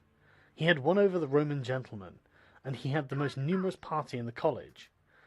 And as to any fresh acquisition, he intended to become master of Tuscany, for he already possessed Perugia and Piombino, and Pisa was under his protection. And, as he had no longer to study France, for the French were already driven out of the kingdom of Naples by the Spaniards, and in this way both were compelled to buy his goodwill, he pounced down upon Pisa. After this, Lucca and Siena yielded at once, partly through hatred and partly through fear of the Florentines. And the Florentines would have had no remedy had he continued to prosper, as he was prospering the year that Alexander died, for he had acquired so much power and reputation that he would have stood by himself, and no longer have depended on the luck and the forces of others, but solely on his own power and ability. But Alexander died 5 years after he had first drawn the sword. He left the Duke with the state of Romagna alone consolidated, with the rest in the air, between 2 most powerful hostile armies, and sick unto death. Yet there were in the Duke such boldness and ability, and he knew so well how men are to be won or lost, and so firm the foundations which in so short a time he had laid, that if he had not had those armies on his back, or if he had been in good health, he would have overcome all difficulties. As it is seen that his foundations were good, for the Romagna waited for him for more than a month. In Rome, though but half alive, he remained secure, whilst in the Baglioni, the Vitelli, and the Orsini might come to Rome, they could not effect anything against him. If he could not have made Pope him whom he had wished, at least the one whom he did not wish would not have been elected. But if he had been in sound health at the death of Alexander, everything would have been different to him. On the day that Julius II was elected, he told me that he had thought of everything that might occur at the death of his father, and had provided a remedy for all, except that he had never anticipated that, when the death did happen, he himself would be on the point to die. When all the actions of the Duke are recalled, I do not know how to blame him, but rather it appears to be, as I have said, that I ought to offer him for imitation to all those who, by the fortune or arms of others, are raised to government, because he, having a lofty spirit and far-reaching aims, could not have regulated his conduct otherwise, and only the shortness of life of Alexander and his own sickness frustrated his designs. Therefore, he who considers it necessary to secure himself in his new principality, to win friends, to overcome either by force or fraud, to make himself beloved and feared by the people, to be followed and revered by the soldiers, to exterminate those who have power or reason to hurt him, to change the old order of things for new, to be severe and gracious, magnanimous and liberal, to destroy a disloyal soldiery and to create new, to maintain friendship with kings and princes in such a way that they must help him with zeal and defend him with caution, cannot find a more lively example than the actions of this man. Only can he be blamed for the election of Julius II, in whom he made a bad choice, because, as it said, not being able to elect a pope to his own mind, he could have hindered any other from being elected pope, and he ought never to have consented to the election of any cardinal whom he had injured or who had cause to fear him, if they became pontiffs. For men injure either from fear or hatred. Those whom he had injured, amongst others, were San Pietro ad Vincula, Colonna, San Giorgio, and Ascanio. The rest, in becoming pope, had to fear him. Rouen and the Spaniards accepted, the latter from their relationship and obligations, the former from his influence, the kingdom of France having relations with him. Therefore, above everything, the Duke ought to have created a Spaniard pope, and failing him, he ought to have consented to Rouen, and not to San Pietro ad Vincula. He who believes that new benefits will cause great personages to forget old injuries is deceived. Therefore the Duke erred in his choice, and it was the cause of his ultimate ruin. Chapter 8. Concerning those who have obtained a principality by wickedness. Although a prince may rise from a private station in two ways, neither of which can be entirely attributed to fortune or genius, yet it is manifest to me that I must not be silent on them, although one could be more copiously treated when I discuss republics. These methods are when, either by some wicked or nefarious ways, one ascends to the principality, or when, by the favour of his fellow citizens, a private person becomes the prince of his country. And speaking of the first method, it will be illustrated by two examples, one ancient, the other modern, and without entering further into the subject, I consider these two examples will suffice for those who may be compelled to follow them. Agathocles the Sicilian became king of Syracuse, not only from a private, but from a low and abject position. This man, the son of a potter, through all the changes in his fortunes, always led an infamous life. Nevertheless, he accompanied his infamies with so much ability of mind and body, that, having devoted himself to the military profession, he rose through its ranks to be praetor of Syracuse. Being established in that position, and having deliberately resolved himself to make himself prince and to seize by violence, without obligation to others, that which had been conceded to him by assent, he came to an understanding for this purpose with Hamilcar the Carthaginian, who with his army was fighting in Sicily. One morning he assembled the people and the Senate of Syracuse, as if he had to discuss with them things relating to the Republic, and at the given signal, the soldiers killed all the senators and the richest of the people. These dead, he seized and held the princedom of that city without any civil commotion. And although he was twice routed by the Carthaginians, and ultimately besieged, yet not only was he able to defend his city, but leaving part of his men for its defence, with the others he attacked Africa, and in a short time raised the siege of Syracuse. The Carthaginians, reduced to extreme necessity, were compelled to come to terms with Agathocles and leave Sicily to him, and had to be content with the possession of Africa. Therefore, he who considers the actions and genius of this man will see nothing or little which can be attributed to fortune, inasmuch as he attained preeminence, as is shown above, not by the favour of any one, but step by step in the military profession, which steps were gained with 1,000 troubles and perils, and were afterwards boldly held by him with many hazardous dangers. Yet it cannot be called talent to slay fellow citizens, and to deceive friends, to be without faith, without mercy, without religion. Such methods may gain empire, but not glory. Still, if the courage of Agathocles in entering into and extricating himself from dangers be considered, together with his greatness of mind in enduring and overcoming hardships, it cannot be seen why he should be esteemed less than the most notable captain. Nevertheless, his barbarous cruelty and inhumanity, with infinite wickedness, do not permit him to be celebrated among the most excellent men. What he achieved cannot be attributed either to fortune or genius. In our times, during the rule of Alexander VI, Oliverotto de Fermo, having been left an orphan many years before, was brought up by his maternal uncle, Giovanni Fogliani, and in the early days of his youth sent to fight under Paolo Vitelli, that, being trained under his discipline, he might attain some high position in the military profession. After Pagolo died, he fought under his brother Vitellozzo, and in the very short time, being endowed with wit and a vigorous body and mind, he became the first man in his profession. But it appearing a paltry thing to serve under others, he resolved, with the aid of some citizens of Fermo, to whom the slavery of their country was dearer than its liberty, and with the help of Vitelci, to seize Fermo. So he wrote to Giovanni Fogliani that, having been away from home for many years, he wished to visit him and his city, and in some measure to look upon his patrimony.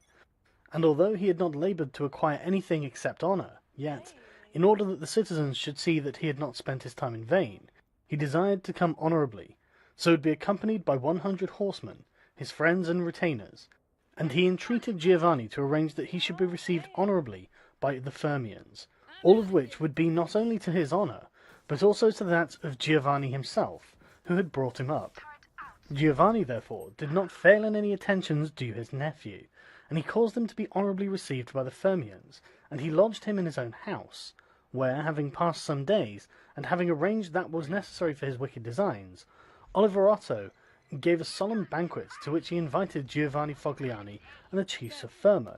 When the viands and all the other entertainments that are usual in such banquets were finished, Oliverotto artfully began certain grave discourses, speaking of the greatness of Pope Alexander and his son Caesar, and of their enterprises, to which discourse Giovanni and the others answered.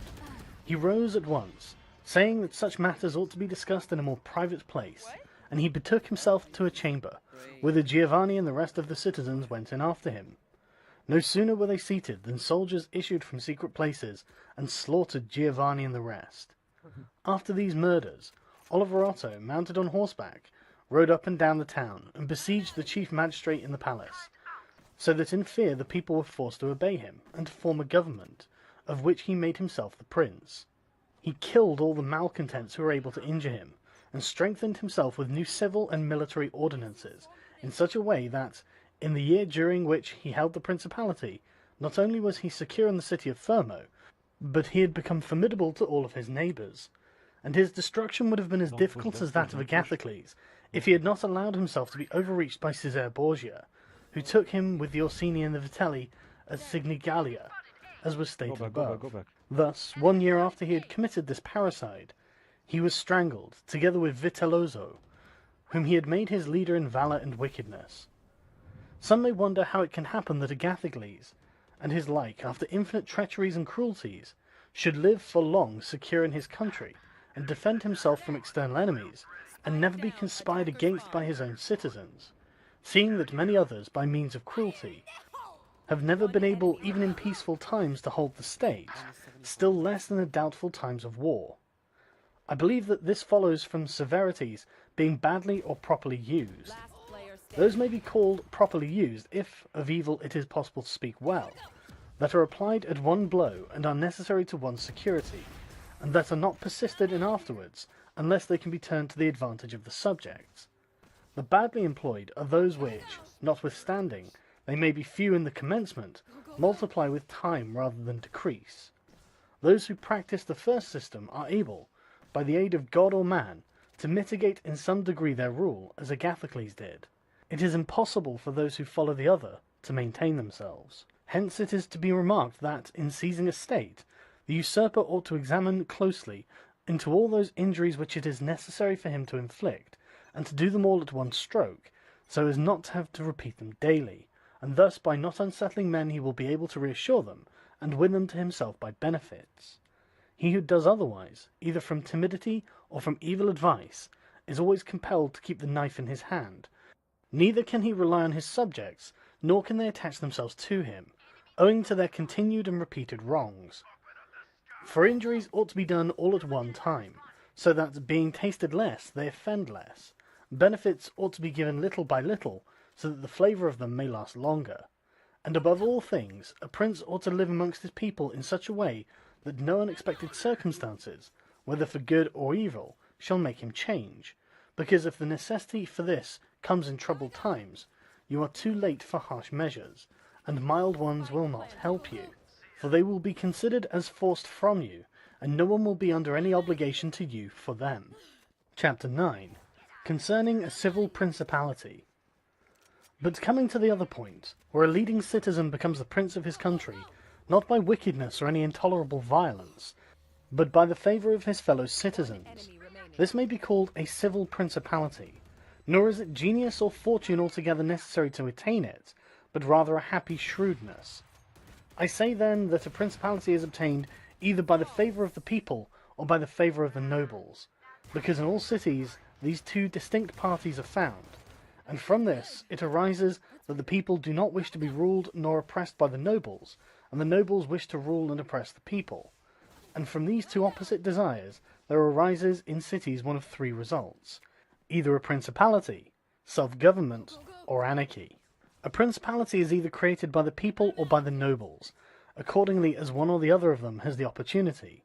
For the nobles, seeing that they cannot withstand the people, begin to cry up the reputation of one of themselves, and they make him a prince, so that under his shadow they can give vent to their ambitions. The people, finding that they cannot resist the nobles, also cry up the reputation of one of themselves, and make him a prince as so to be defended by his authority. He who obtains sovereignty by the assistance of the nobles maintains himself with more difficulty than he who comes to it by the aid of the people, because the former finds himself with many around him who consider themselves his equals, and because of this he can neither rule nor manage them to his liking. But he who reaches sovereignty by popular favour finds himself alone, and has none around him, or few, who are not prepared to obey him. Besides this, one cannot by fair dealing, and without injury to others, satisfy the nobles, but you can satisfy the people, for their object is more righteous than that of the nobles, the latter wishing to oppress, while the former only desire not to be oppressed. It is to be added also that a prince can never secure himself against a hostile people, because of their being too many, whilst from the nobles he can secure himself, as they are few in number.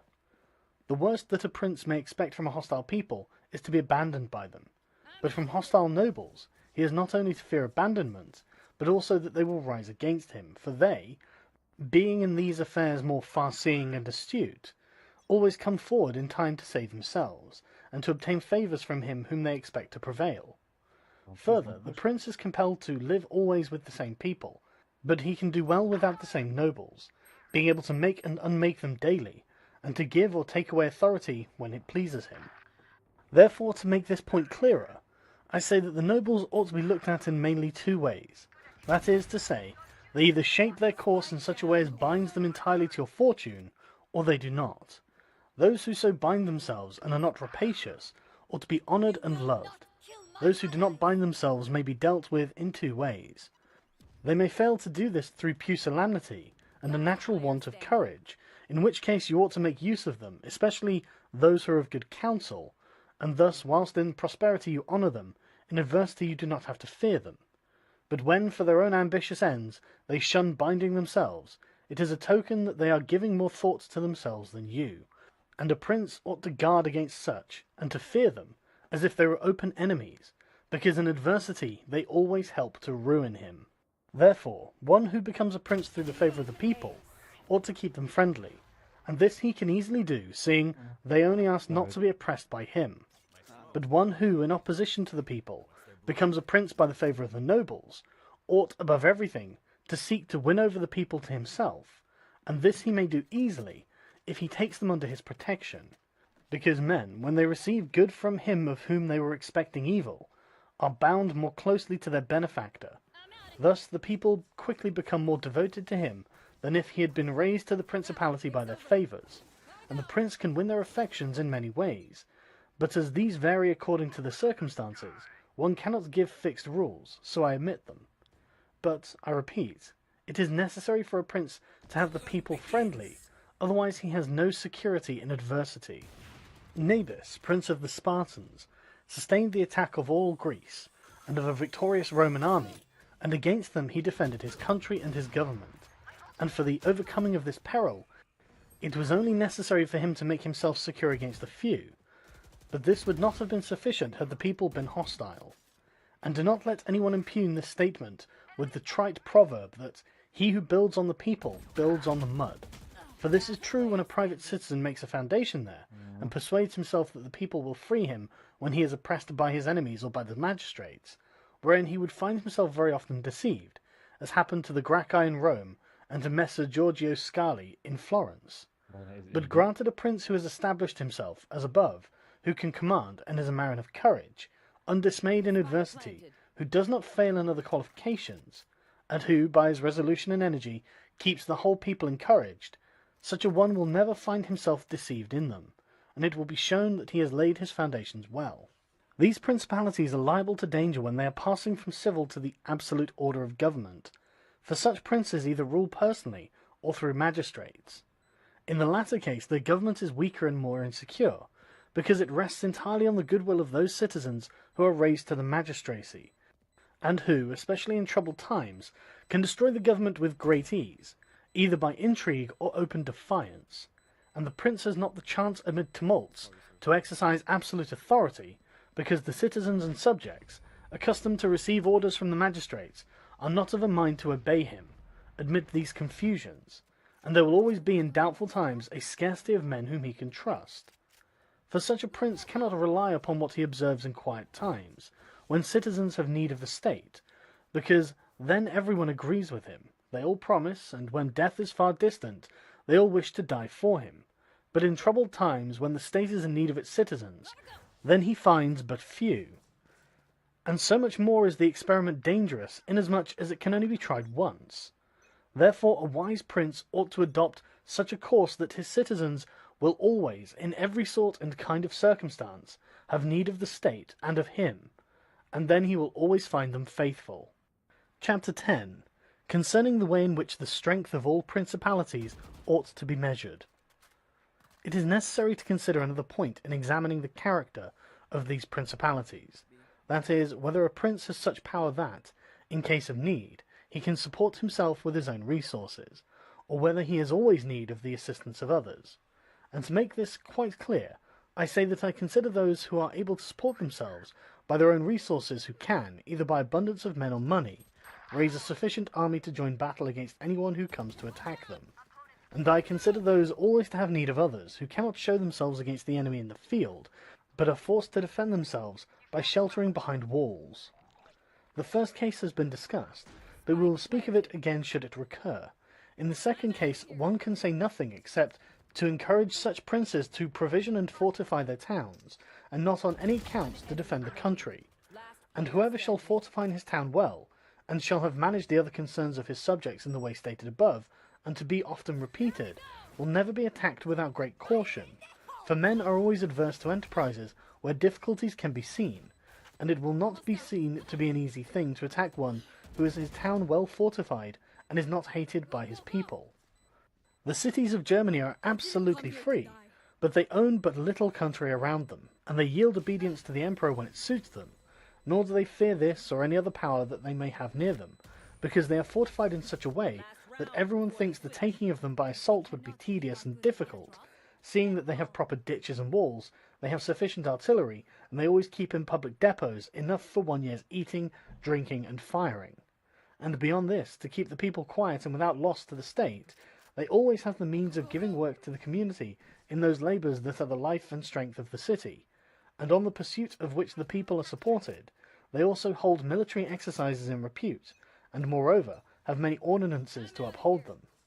Therefore, a prince who has a strong city, and has not made himself odious, will not be attacked, or if anyone should attack, he will only be driven off with disgrace. Again, because the affairs of this world are so changeable, it is almost impossible to keep an army a whole year in the field without being interfered with, and whoever should reply, if the people have property outside the city and see it burnt, they will not remain patient, and the long siege and self-interest will make them forget their prince.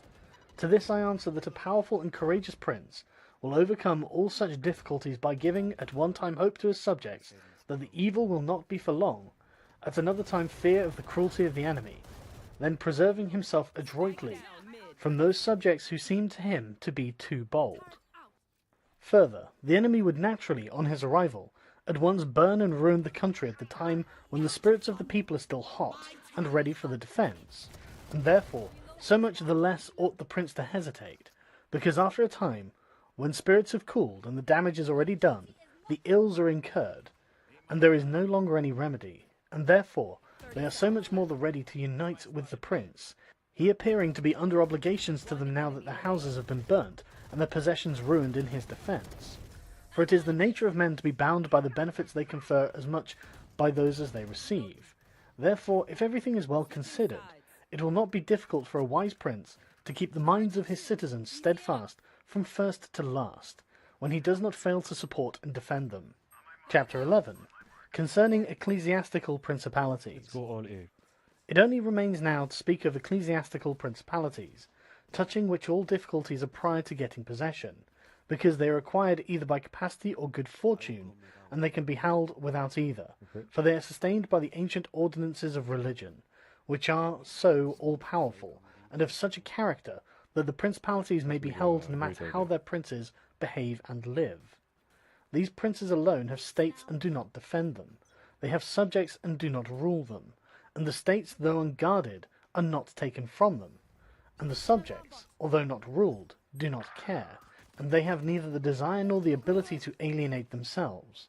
Such principalities only are secure and happy, but being upheld by powers to which the human mind cannot reach, I shall speak no more of them, because, being exalted and maintained by God, it would be the act of a presumptuous and rash man to discuss them.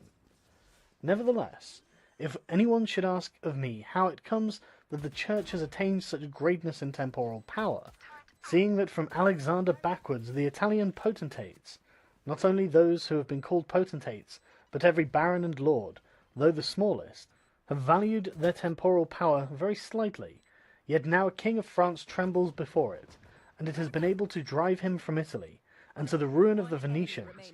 Although this may be very manifest, it does not appear to me superfluous to recall it in some measure to memory. Before Charles, King of France, passed into Italy, this country was under the dominion of the Pope, the Venetians, the King of Naples, the Duke of Milan, and the Florentines. These potentates had two principal anxieties: the one that no foreigner should enter Italy under arms, the other that none of themselves should seize more territory. Those about whom there was most anxiety were the Pope and the Venetians. To restrain the Venetians, the union of all the others was necessary, as it was for the defence of Ferrara, and to keep down the Pope they made use of the barons of Rome, who, being divided into two factions, the Orsini and the Colonnesi, had always a pretext for disorder, and, standing with arms in their hands under the eyes of the pontiff, kept the pontificate weak and powerless. And although there might arise sometimes a courageous pope, such as Sixtus, yet neither fortune nor wisdom could rid him of these annoyances, and the short life of a pope is also a cause for weakness, for in the 10 years, which is the average life of a pope, he can with difficulty lower one of the factions, and if, so to speak, one people should almost destroy the Colonnesi, another would rise hostile to the Orsini, who would support their opponents, and yet would not have time to ruin the Orsini. This was the reason why the temporal powers of the Pope were little esteemed in Italy. Alexander VI rose afterwards, who, of all the pontiffs that have ever been, showed how a pope with both money and arms was able to prevail, and though the instrumentality of the Duke Valentino, and by the reason of the entry of the French, he brought about all those things which I have discussed above in the actions of the Duke. And although his intention was not to aggrandize the Church, but the Duke, nevertheless he did contribute to the greatness of the Church, which, after his death and the ruin of the Duke, became the heir to all his labours. Pope Julius came afterwards and found the Church strong, possessing all the Romagna, the barons of Rome reduced to impotence, and through the chastisements of Alexander, the factions wiped out. He also found the way open to accumulate money in a manner such as never been practiced before Alexander's time. Such things Julius not only followed, but improved upon, and he intended to gain Bologna, to ruin the Venetians, and to drive the French out of Italy. All of these enterprises prospered with him, so much more to his credit, inasmuch as he did everything to strengthen the Church, and not any private person. He also kept the Orsini and the Colonnesi factions within the bounds in which he found them, and although there was among them some mind to make disturbance, nevertheless he held two things firm. The one, the greatness of the Church, with which he terrified them, and the other, not allowing them to have their own cardinals, who caused the disorders among them. For whenever these factions have their cardinals, they do not remain quiet for long, because cardinals foster the factions in Rome and out of it, and the barons are compelled to support them, and thus from the ambitions of prelates arise disorders and tumults among the barons. For these reasons, His Holiness Pope Leo found the pontificate most powerful, and it is to be hoped that, if others made it great in arms, he will make it still greater and more venerated by his goodness and infinite other virtues. Chapter 12. How many kinds of soldiery there are, and concerning mercenaries. Having discoursed particularly on the characteristics of such principalities as in the beginning I proposed to discuss, and having considered in some degree the causes of their being good or bad, and having shown the methods by which they have sought to acquire them and to hold them, it now remains for me to discuss generally the means of offence and defence which belong to each of them. We have seen above how necessary it is for a prince to have his foundations well laid, otherwise it follows of necessity that he will go to ruin. The chief foundations of all states, new as well as old or composite, are good laws and good arms, and as there cannot be good laws where the state is not well armed, it follows that where they are well armed they have good laws. I shall leave the laws out of the discussion, and I shall speak of the arms.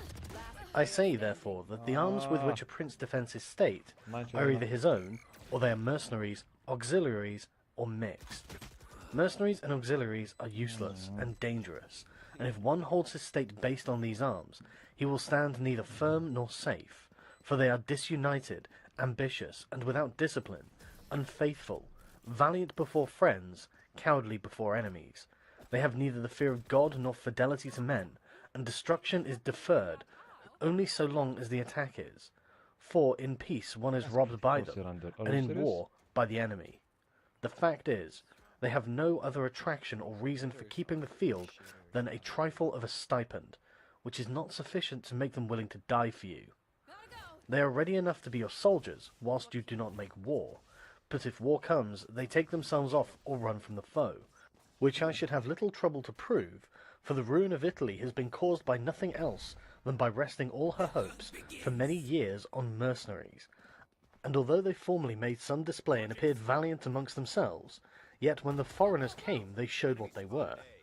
Thus it was that Charles, King of France, was allowed to seize Italy with chalk in hand, and he who told us that our sins were the cause of it told the truth, but they were not the sins he imagined, but those of which I have related, and as they were the sins of princes, it is the princes who have also suffered the penalty. I wish to demonstrate further the infelicity of these arms. The mercenary captains are either capable men or they are not, and if they are, you cannot trust them, because they always aspire to their own greatness, either by oppressing you, who are their master, or others contrary to your intentions. But if the captain is not skilful, you are ruined in the usual way. And if it be urged that whoever is armed will act in the same way, whether mercenary or not, I reply that when arms have been resorted to, either by a prince or a republic, then the prince ought to go in person and perform the duty of a captain. The republic has to send its citizens, and when one is sent who does not turn out satisfactorily, it ought to recall him, and when one is worthy, to hold him by the laws so he does not leave the command. and experience has shown that princes and republics, single-handed, making the greatest progress, and mercenaries doing nothing except damage, and it is more difficult to bring a republic, armed with its own arms, under the sway of one of its citizens, than it is to bring one armed with foreign arms. Rome and Sparta stood for many ages armed and free. The Switzers are completely armed and quite free. Of ancient mercenaries, for example, there are the Carthaginians, who were oppressed by their mercenary soldiers after the first war with the Romans, although the Carthaginians had their own citizens for captains. After the death of Epaminondas, Philip of Macedon was made captain of their soldiers by the Thebans, and after victory he took away their liberty. Duke Filippo being dead, the Milanese enlisted Francesco Sforza against the Venetians, and he, having overcome the enemy at Caravaggio, allied himself with them to crush the Milanese, his masters. His father, Sforza, having been engaged by Queen Johanna of Naples, left her unprotected, so that she was forced to throw herself into the arms of the King of Aragon, to save her kingdom. And if the Venetians and Florentines formally extended their dominions by these arms, and yet their captains did not make themselves princes, but have defended them, I reply that the Florentines in this case have been favoured by chance, for of the able captains of whom they might have stood in fear, some have not conquered, some have been opposed, and others have turned their ambitions elsewhere. One who did not conquer was Giovanni Acuto, and since he did not conquer, his fidelity cannot be proved. But everyone will acknowledge that, had he conquered, the Florentines would have stood at his discretion. Sforza had the Bracceschi always against him, so they watched each other. Francesco turned his ambition to Lombardy, Braccio against the Church and the Kingdom of Naples. But let us come to that which happened a short while ago. The Florentines appointed as their captain Pagolo Vitelli, a most prudent man, from whom a private position had risen to the greatest renown.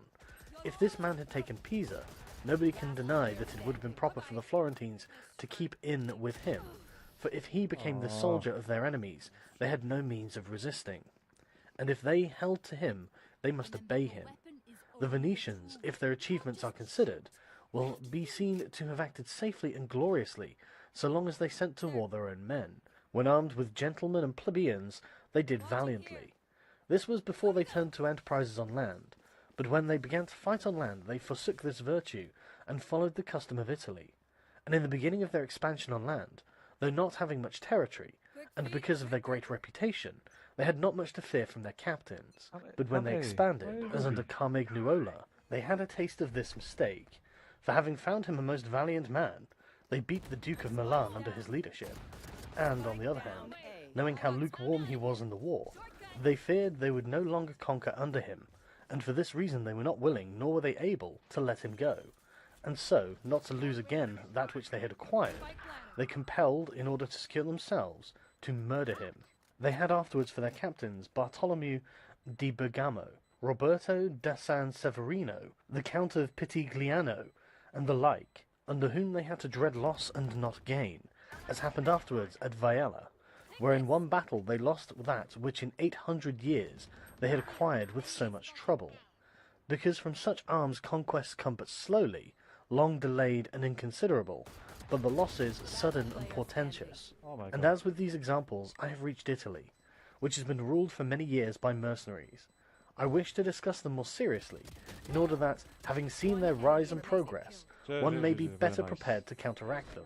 You must understand that the empire has recently come to be repudiated in Italy, that the Pope has acquired more temporal power, and that Italy has been divided up into more states, for the reason that many of the great cities took up arms against their nobles, who, formerly favoured by the emperor, were oppressing them, whilst the church was favouring them so as to gain authority and temporal power.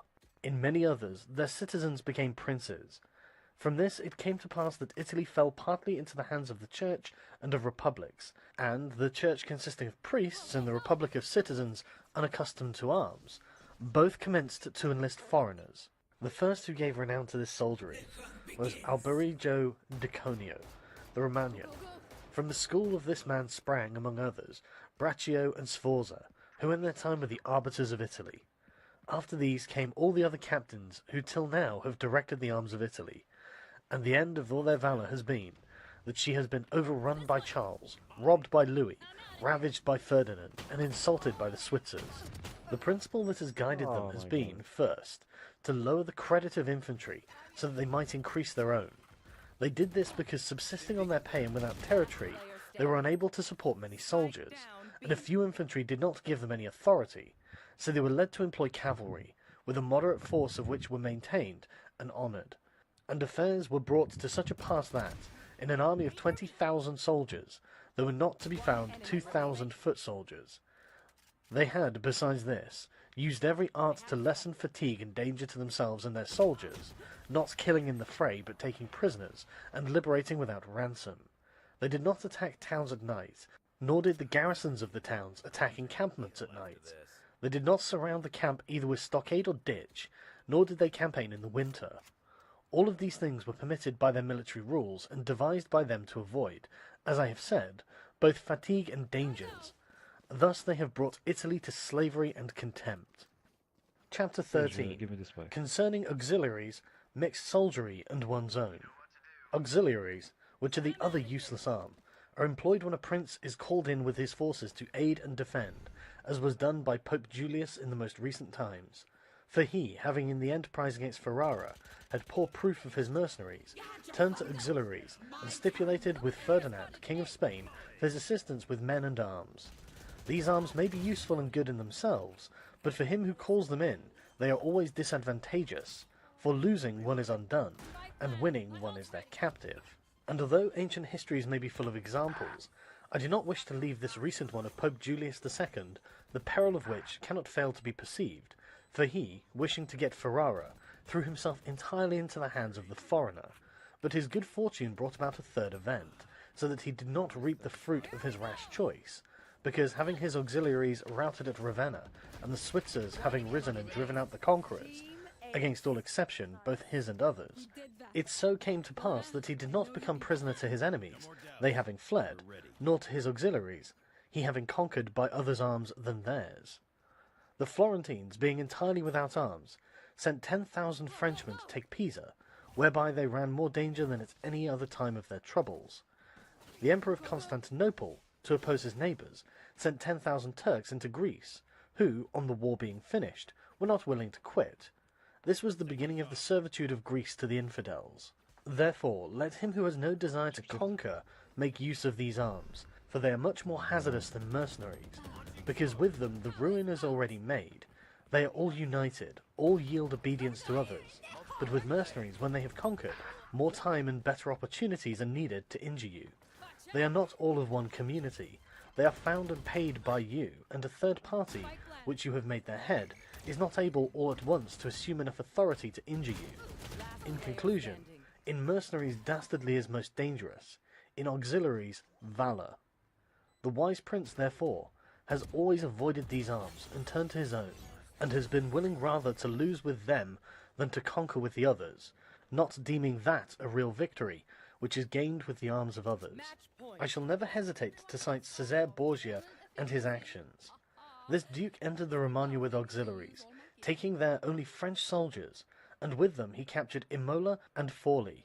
But afterwards, such forces not appearing to him reliable, he turned to mercenaries, discerning the less danger in them, and enlisted the Orsini and the Vitelli, whom presently, on handling and finding them doubtful, unfaithful, and dangerous, he destroyed and turned to his own men. And the difference between one and the other of these forces can easily be seen when one considers the difference there was in the reputation of the Duke.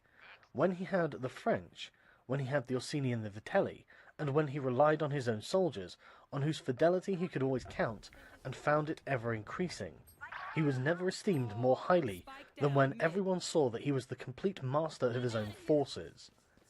I was not intending to go beyond Italian and recent examples, but I am unwilling to leave out Hiero, the Syracusan, he being one of those I have named above.